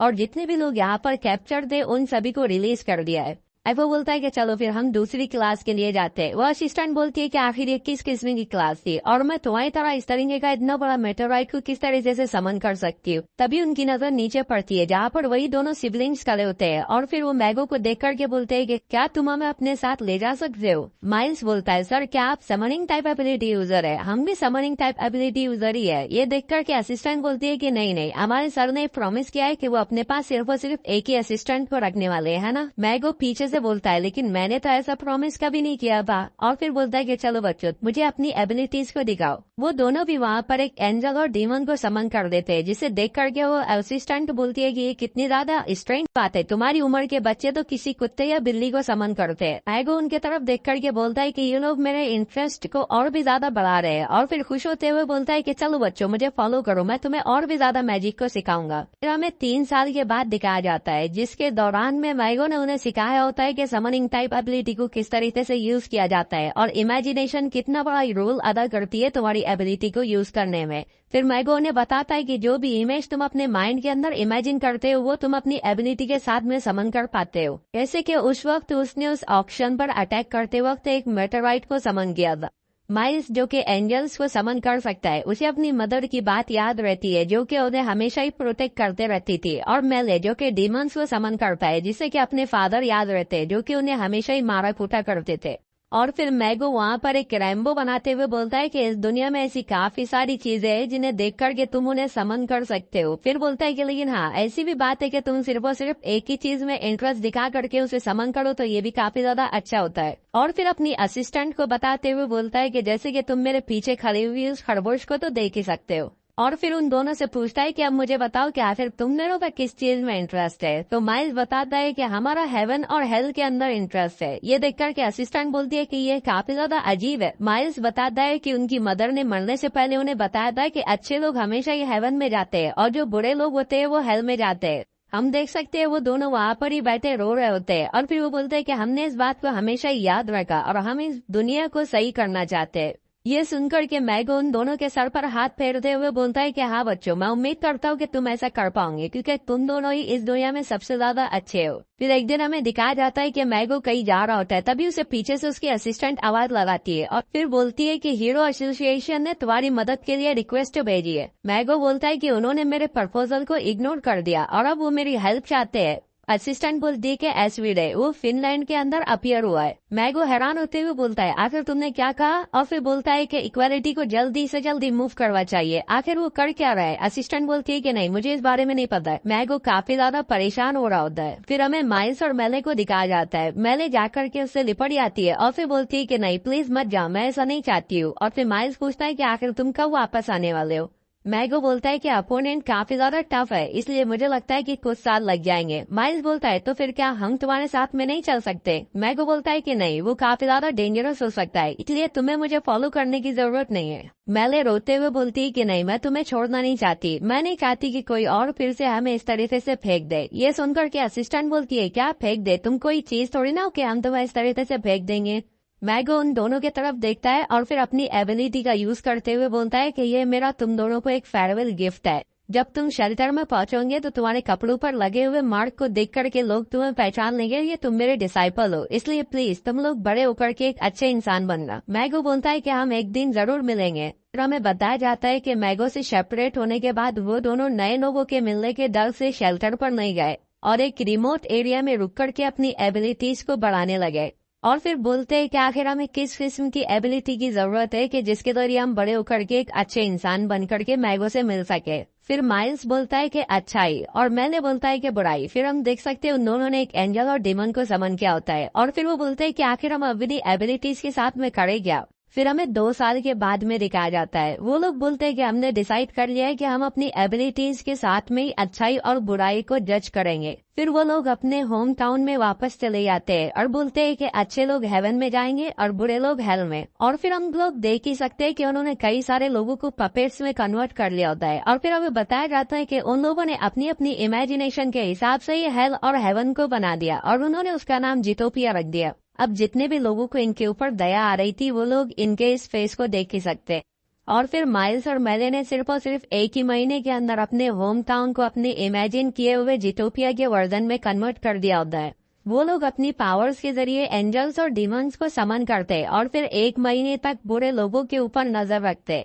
उसके बाद में डिसाइड करते कि कौन लोग हेवन में जाएंगे और कौन लोग हेल में। उन लोगों ने स्टैंडर्ड्स यानी कि रूल्स को सेट किया होता है जो कि उनकी मदर ने जब वो लोग छोटे थे तो उनसे कहा था, जैसे कि चोरी नहीं करना, चीजों को ग्राउंड पर नहीं फेंकना, पब्लिक प्लेसेस के अंदर खामोश रहना और तो और झूठ भी नहीं बोलना और अपने फ्रेंड्स के साथ में झगड़ा नहीं करना, ऐसे ही बचकाने रूल्स। वो लोग काफी ज्यादा छोटे थे इसलिए उनके आइडियल्स भी काफी ज्यादा सिंपल थे, लेकिन वो जितने ज्यादा सिंपल थे उतने ही ज्यादा डरावने, क्योंकि जो लोग उनके स्टैंडर्ड्स को कंप्लीट कर लेते वो लोग भी सेफ नहीं थे। हमें माइल्स को दिखाया जाता है जो कि एक लेडी से बोलता है कि हमारी तुम्हारे ऊपर ही नजरें बनी हुई हैं, तुम काफी ज्यादा अच्छी लाइफ को गुजार रही हो। वो लेडी घबराते हुए बोलती है कि प्लीज हमें जाने दो। हम देख सकते हैं उसके गोद में एक छोटा बच्चा भी होता है। माइल्स बोलता है कि तुम्हें डरने की जरूरत नहीं है, हम तुम्हें मारने वाले नहीं है। हम देखते हैं कि उस एंजल ने अपने हाथ को उसके हार्ट के अंदर घुसा दिया होता है। हम उस लेडी को देखते हैं जो कि रो रही होती है। माइल्स उसकी तरफ देख करके बोलता है कि तुम अब हेवन में चली गई हो, तुम अपनी ड्रीम वाली लाइफ को जी सकती हो, वो भी हमेशा हमेशा के लिए। इस ओटोपिया वाली जगह की न्यूज हीरो एसोसिएशन के कानों में पड़ जाती है। फिर हमें एक बड़ी सी बिल्डिंग को दिखाया जाता है। फिर हमें एक पर्सन को दिखाया जाता है जो कि बोलता है कि हाँ चलो अब हम अपनी मीटिंग को स्टार्ट करने जा रहे हैं। ये पर्सन हीरो एसोसिएशन का हेड अथॉरिटी है। फिर वो बोलता है कि लेकिन आखिर सभी के सभी मेंबर्स कहाँ पर है, और हम देख सकते हैं कि वहाँ पर कुछ हीरोज को छोड़ करके बाकी सभी सीट्स खाली होती है। तभी एक हीरो बोलती है कि यहाँ पर मौजूद बाकी सभी हीरोज हॉलीडे वगैरह पर गए हुए हैं। और फिर दूसरा हीरो बोलता है कि चलो जल्दी से पॉइंट के ऊपर आओ, क्या यहाँ पर कुछ इंटरेस्टिंग चीज है। हमें बताया जाता है कि ये सभी 3rd टायर के हीरोज है, इनके नाम को जानने की जरूरत नहीं है। फिर वो प्रेसिडेंट उनके सामने केसेस की लिस्ट को ओपन कर देता है, जिसे देखते हुए वो हीरो बोलता है कि यहाँ पर सभी के सभी B1 बेसमेंट लेवल के केसेस है, क्या यहाँ पर कोई B2 लेवल का केस नहीं है। भी वो दूसरी हीरो भी ये देख करके बोलती है कि हाँ यार, मुझे अपने टायर को इंक्रीज करने के लिए कोई बेसमेंट लेवल 2 के केसेस को करने की जरूरत है। प्रेसिडेंट बोलता है कि यहाँ पर बेसमेंट लेवल 3 का एक केस है, क्या तुम्हें वो चाहिए। वो हीरो बोलती है कि नहीं, इतना ज्यादा डिफिकल्ट केस करना एफिशिएंट नहीं होगा। और फिर वो माइल्स और मेले को बताते हुए बोलती है कि इतनी छोटी सी कंट्री के गांव को टेक ओवर करने का केस यहाँ पर क्या करवाए, मुझे लगता है कि ये मुझे ज्यादा पॉइंट नहीं देने वाला। और फिर बोलती है कि ये दोनों भी विलन B1 कैटेगरी के, इसलिए मैं इसे अपने लिए रख लेती हूँ। वो दूसरा हीरो बोलता है कि आखिर इन लोगों की एज क्या है। वो प्रेसिडेंट बोलता है कि मुझे लगता है कि वो 10 साल के होंगे। वो हीरो बोलता है कि ये लोग तो अभी प्यूबर्टी की एज से भी नहीं गुजरा है, और तो और उन्होंने अब से ही पूरे के पूरे विलेज को अपने अंडर में ले लिया है। वो दूसरी हीरोइन बोलती है कि हाँ, जब वो बड़े हो जाएंगे तो मुझे लगता है कि वो B2 या B3 लेवल के विलन बन जाएंगे। वो हीरो बोलता है कि तो फिर हमें उन लोगों के बड़े होने का इंतजार करना चाहिए। तभी वो हीरोइन बोलती है कि हाँ तुम सही बोल रहे हो, हमें कम से कम 5 साल रुकना होगा, है ना। प्रेसिडेंट चुपचाप उन लोगों की बातों को सुनता है और फिर बोलता है कि यहाँ पर कुछ और भी है नोट करने के लिए। मुझे पता चला है कि ये लोग मैगो के अप्रेंटिस रह चुके हैं। ये सुनने के बाद वो दोनों भी घबरा जाते हैं और बोलते हैं क्या मैगो, अच्छा तो फिर मैं समझ गई। फिर वो बोलती है कि अच्छा तो फिर ठीक है, इस काम को करने के लिए मैगो सही क्यों नहीं कह देते। वो हीरो बोलता है लेकिन मैगो तो फिनलैंड में गया है ना। तभी वो बोलती है तो फिर मुझसे कहो कि वो वहाँ से आने के बाद इससे निपटे। तभी कोई उनकी बात काटते हुए बोलता है क्या मैं वहाँ पर जा सकती हूँ। फिर हमें दिखाया जाता है कि वो एक 3rd टायर की हीरो होती है जिसका नाम कुतु है। ये मुझे हीरो कम और साइको ज्यादा दिखाई दे रही है। फिर वहाँ से सीन चेंज होता है। फिर हमें दिखाया जाता है वो बाइक पर उसी गांव की तरफ बढ़ रही होती है और फिर वहाँ रुक करके वहाँ का नजारा देख करके बोलती है कि वाओ। फिर हम देख सकते हैं कि उन सिबलिंग्स ने उस पूरे विलेज के अंदर अपनी एबिलिटी को फैला रखा होता है।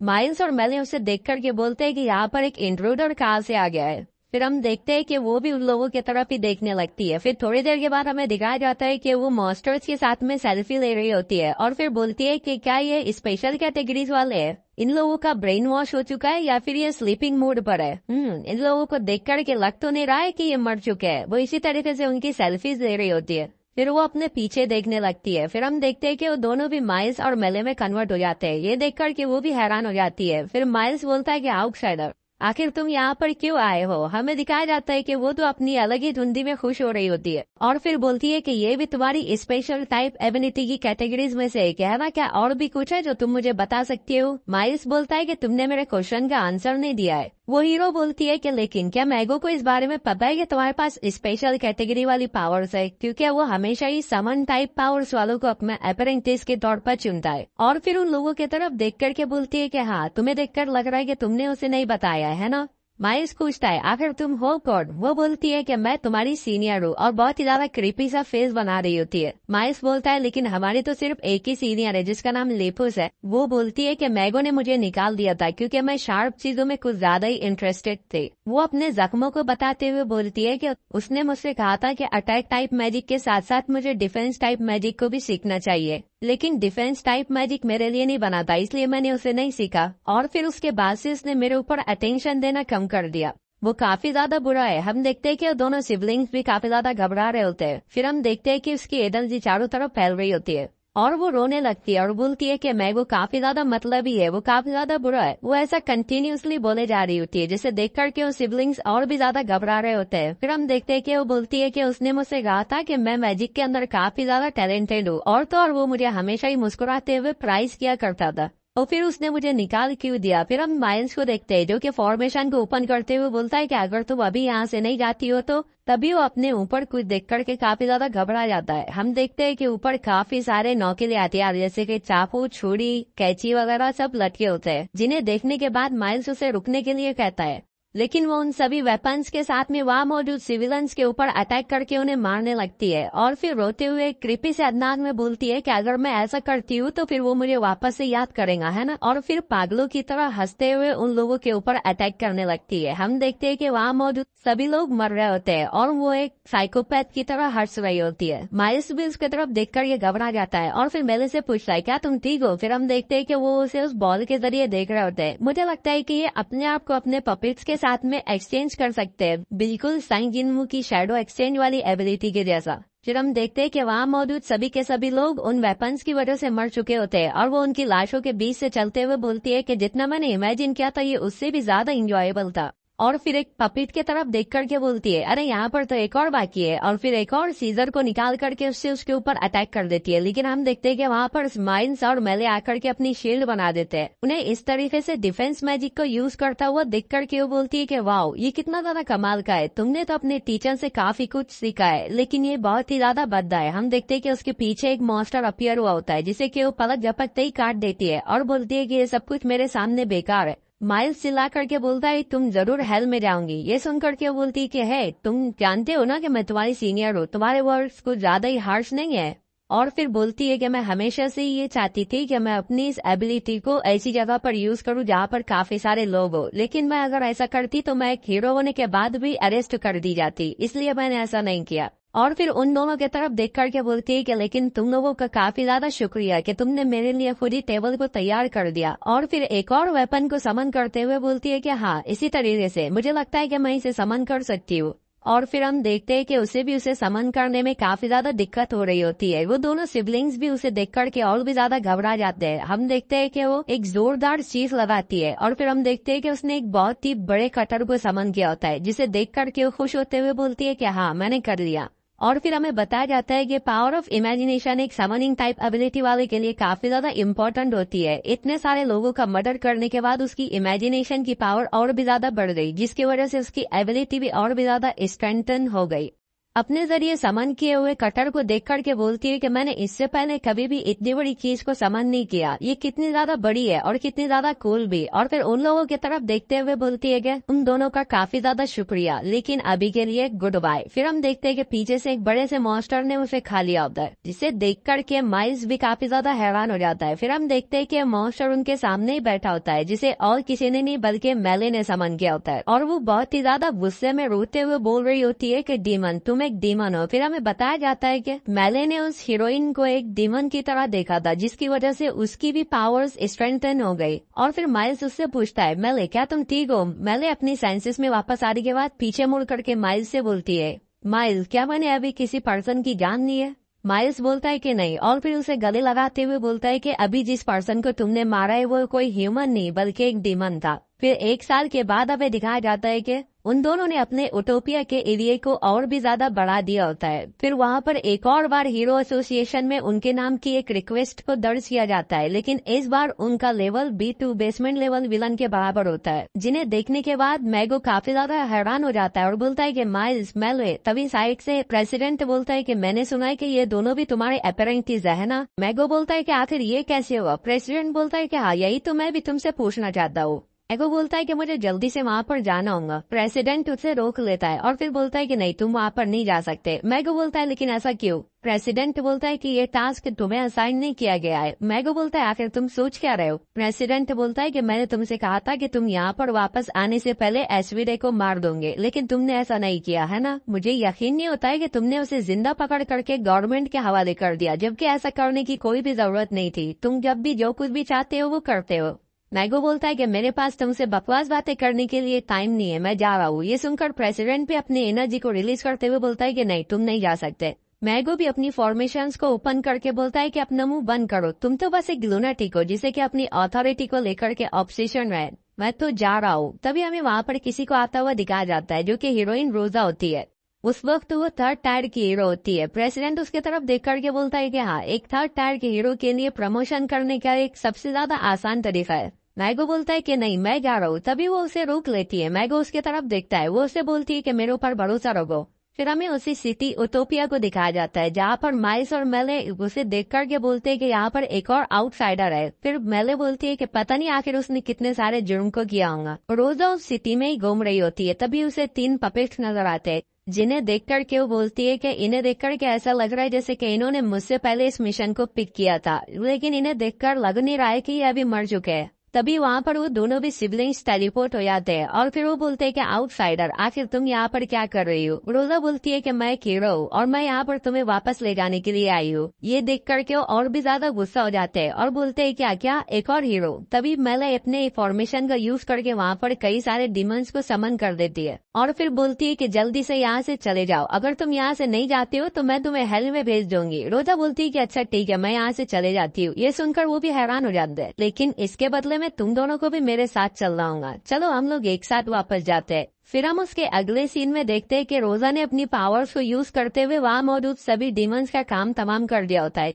जिसे देख करके वो दोनों सिबलिंग्स भी काफी ज्यादा घबरा चुके होते हैं। रोजा उनके सामने खड़ी होती है और फिर उनसे बोलती है कि तुम दोनों भी बच्चे काफी ज्यादा साफ दिल के हो। मैंने तुम दोनों के अटैक्स में किसी भी किस्म की किलिंग इंटेंट को महसूस नहीं किया, लेकिन ये काफी ज्यादा उदासी वाली बात है कि जो लोग तुम्हें यहाँ पर पकड़ने के लिए आए थे वो काफी ज्यादा बुरे थे। अगर वो लोग अच्छे होते तो सिचुएशन कुछ और होती। वो उनके तरफ बढ़ते हुए बोलती है कि ये काफी ज्यादा स्ट्रेंज है कि तुम लोग ये सोच रहे हो जो तुम कर रहे हो बिल्कुल ही सही है। वो लोग उससे बोलते हैं कि नहीं, हमारे करीब मत आना। वो उनसे बोलती है कि नहीं, मैं तुम्हें हर्ट नहीं करने वाली, और फिर उन्हें अच्छे से समझाती है कि जो तुम ये काम कर रहे हो ये गलत है। तुम्हारे टीचर ये जान करके काफी ज्यादा सैड हो चुके हैं। ये सुन करके मेले बोलती है क्या मैगो टीचर वापस आ चुके हैं? माइल्स बोलता है कि नहीं, चुप रहो, ये झूठ बोल रही है। तभी रोजा बोलती है कि नहीं, मैं झूठ नहीं बोल रही हूँ, और फिर उनके तरफ अपना हाथ बढ़ा करके एक मुस्कुराते हुए चेहरे के साथ में बोलती है कि अपनी एबिलिटी को रिलीज करके यहाँ मौजूद सभी लोगों को छोड़ दो और चलो, ये वक्त हो चुका है तुम्हें अपने टीचर से वापस से मिलने का।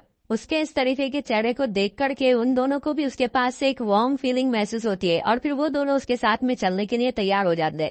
फिर हम देखते हैं कि रोजा ने उन्हें मैगो के पास लेकर के आ चुकी होती है। वो मैगो को देख करके काफी ज्यादा खुश हो जाते हैं और जल्दी से भाग करके उससे लिपट जाते हैं। मैगो भी उनसे मिलता है और फिर वो दोनों भी रोते हुए उसे बताने लगते हैं कि टीचर, हमारे पास में स्पेशल टाइप की एबिलिटी है। हमारी मदर ने हमसे कहा था कि हम इसे सबसे छुपा कर रखें। और फिर बोलते हैं कि हमने सुना है कि तुम सिर्फ और सिर्फ समनिंग टाइप एबिलिटी यूजर्स को ही अपना अपेरेंटिस बनाते हैं। हमने झूठ बोलने के लिए माफ कर दे। मैगो ये सुनने के बाद बोलता है कि आखिर ये बात तुमसे किसने गई। माइल्स बोलता है कि एक हीरोइन कितू ने, जो कि अपने आप को तुम्हारा अपेरेंटिस बता रही थी। मैगो बोलता है क्या मेरा अपेरेंटिस, लेकिन मैंने लिपस और तुम दोनों के अलावा और किसी को भी अपना अपेरेंटिस के तौर पर नहीं चूज किया है। मैं तो उससे सिर्फ एक बार हीरो एसोसिएशन में मिला था और उसे कुछ एडवाइस दे दी थी। ये सुनकर के वो दोनों सिबलिंग्स भी हैरान हो जाते हैं। फिर हमें बताया जाता है कि वो लोग 3 साल के बाद में यहाँ पर रिटर्न हुए और फिर इतने लंबे अरसे में जो कुछ भी उनके साथ में हुआ उन्होंने वो सारी बातें मैगो को बता दी कि कैसे वो लोग अच्छा पीपल बनने के लिए इतने ज्यादा एफर्ट्स करते गए, लेकिन लोगों ने उनकी बातों को समझा नहीं। माइस और मेले अब भी ये बातों को समझ नहीं पाए थे कि जो कुछ भी अभी कर रहा है वो सही नहीं है। मैगो चुपचाप उन्हें पेड़ के नीचे सोता हुआ देख रहा होता है। तभी पीछे से रोजा आकर के बोलती है, क्या तुमने उनसे बात कर ली? वैसे तो उन लोगों ने विलेज में किसी को मारा नहीं, लेकिन फिर भी उन्होंने थाउजेंड्स ऑफ पीपल्स को बंदी बना करके रखा था। और तो और उन्होंने हीरो का मर्डर भी किया है, इसलिए कोर्ट में उन लोगों को डेथ पेनाल्टी से बचा कर रखना काफी ज्यादा मुश्किल हो जाएगा। और फिर बोलता है कि वो लोग सही रास्ते से भटक गए थे क्योंकि वो काफी ज्यादा छोटे हैं और तो और उन्होंने अपनी एबिलिटीज को भी लोगों पर से रिलीज कर दिया था। अगर तुम उन्हें मेरे पास छोड़ देती हो तो मैं उन्हें सही क्या है और गलत क्या है ये बात समझाने में हेल्प कर सकता हूँ। रोजा बोलती है कि नहीं, मैं ऐसा नहीं कर सकती हूँ। मैगो बोलता है लेकिन तुमने तो कहा था अभी कि ये लोग सिर्फ और सिर्फ छोटे से बच्चे हैं। रोजा बोलती है कि हाँ, लेकिन मैं भी इस चीज को एग्री नहीं करती हूँ कि यहाँ पर मौजूद प्रेसिडेंट ने लॉ को जिस तरीके से चेंज किया है कि अंडर एज चिल्ड्रंस को भी एग्जीक्यूट किया जाए, ये बिल्कुल भी सही नहीं है। लेकिन आखिर में लॉ तो लॉ ही होता है ना। वैसे भी हम लोग हीरोज है, हमारा काम यहाँ पर क्रिमिनल्स की देखभाल करना नहीं है। मैगो बोलता है कि रोजा बोलती है कि हाँ, लेकिन मैं भी वो फील कर पा रही हूँ जो कि तुम्हें फील हो रहा है कि इस दुनिया में काफी ज्यादा प्रॉब्लम्स है। तो फिर क्या तुम मेरे साथ काम करना चाहोगे? मैगो बोलता है लेकिन आखिर हम दोनों एक साथ काम करके क्या ही कर लेंगे। रोजा बोलती है कि मैं इस दुनिया को चेंज कर दूंगी। मैगो बोलता है कि ठीक है, लेकिन मेरी भी एक कंडीशन है, तुम्हें इन बच्चों को अडल्ट्स बनने से पहले मरने से बचाना होगा, इसलिए प्लीज मुझे इनके ऊपर अपनी एबिलिटी को यूज करने दो। रोजा बोलती है कि ठीक है। मैगो अपनी एबिलिटी को कास्ट करते हुए बोलता है कि हाँ, जब तक ये लोग अडल्ट बनेंगे तब तक हम इस दुनिया को चेंज कर चुके होंगे, तो फिर इनमें से कोई भी नहीं मरेगा।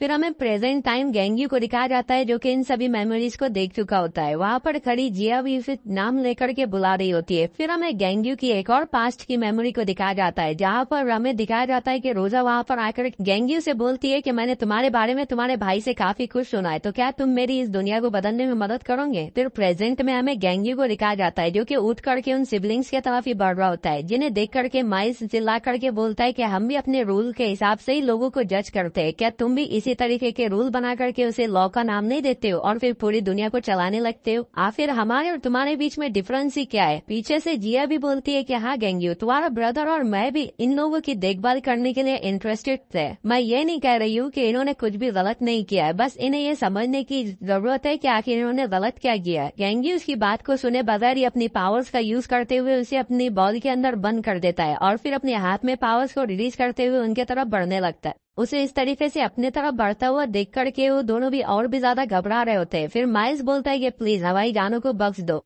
और फिर बोलता है कि प्लीज प्लीज हमें मत मारो। जब हमने दोबारा से सोचा तो मुझे पता चल गया है कि हमने जो कुछ भी किया है वो गलत था। गेंग्यू अपने फिस्ट को लेकर के उनके सामने आ जाता है, जिसे देख करके वो दोनों भी रोते हुए अपनी मॉम और टीचर का नाम ले रहे होते हैं। फिर हम देखते हैं कि गेंग्यू अपनी फिस्ट के साथ में अटैक कर देता है, जिसकी वजह से वो पूरा का पूरा प्रिजन शेक करने लगता है। फिर हमें दिखाया जाता है कि उसने अपने फिस्ट का अटैक जमीन पर किया होता है और फिर वो गुस्से से बोलता है कि सीरियसली ये कितना ज्यादा अपसेटिंग है। हम उसके चेहरे को ही देख करके पता लगा सकते हैं कि उसके दिमाग में इस वक्त काफी सारी चीजें घूम रही है। फिर हमें उसकी सिबलिंग्स को दिखाया जाता है जो कि अब भी रो रहे होते हैं, लेकिन फिर हम उसके अगले ही सीन में देखते हैं कि उनकी बॉडी अजीब तरीके से टुकड़े हो जाती है। गेंग्यू अपने सामने देखने लगता है, कोई जोर जोर से हंस रहा होता है, वो और कोई नहीं बल्कि मिस सिंका होती है। गेंग्यू अब भी उन सिबलिंग्स के टुकड़ों की तरफ ही देख रहा होता है। ये देखकर सिंका बोलती है कि आखिर तुम इतना ज्यादा सोच क्यों रहे हो? इतना ज्यादा सोचना तुम्हारे ऊपर सूट नहीं करता।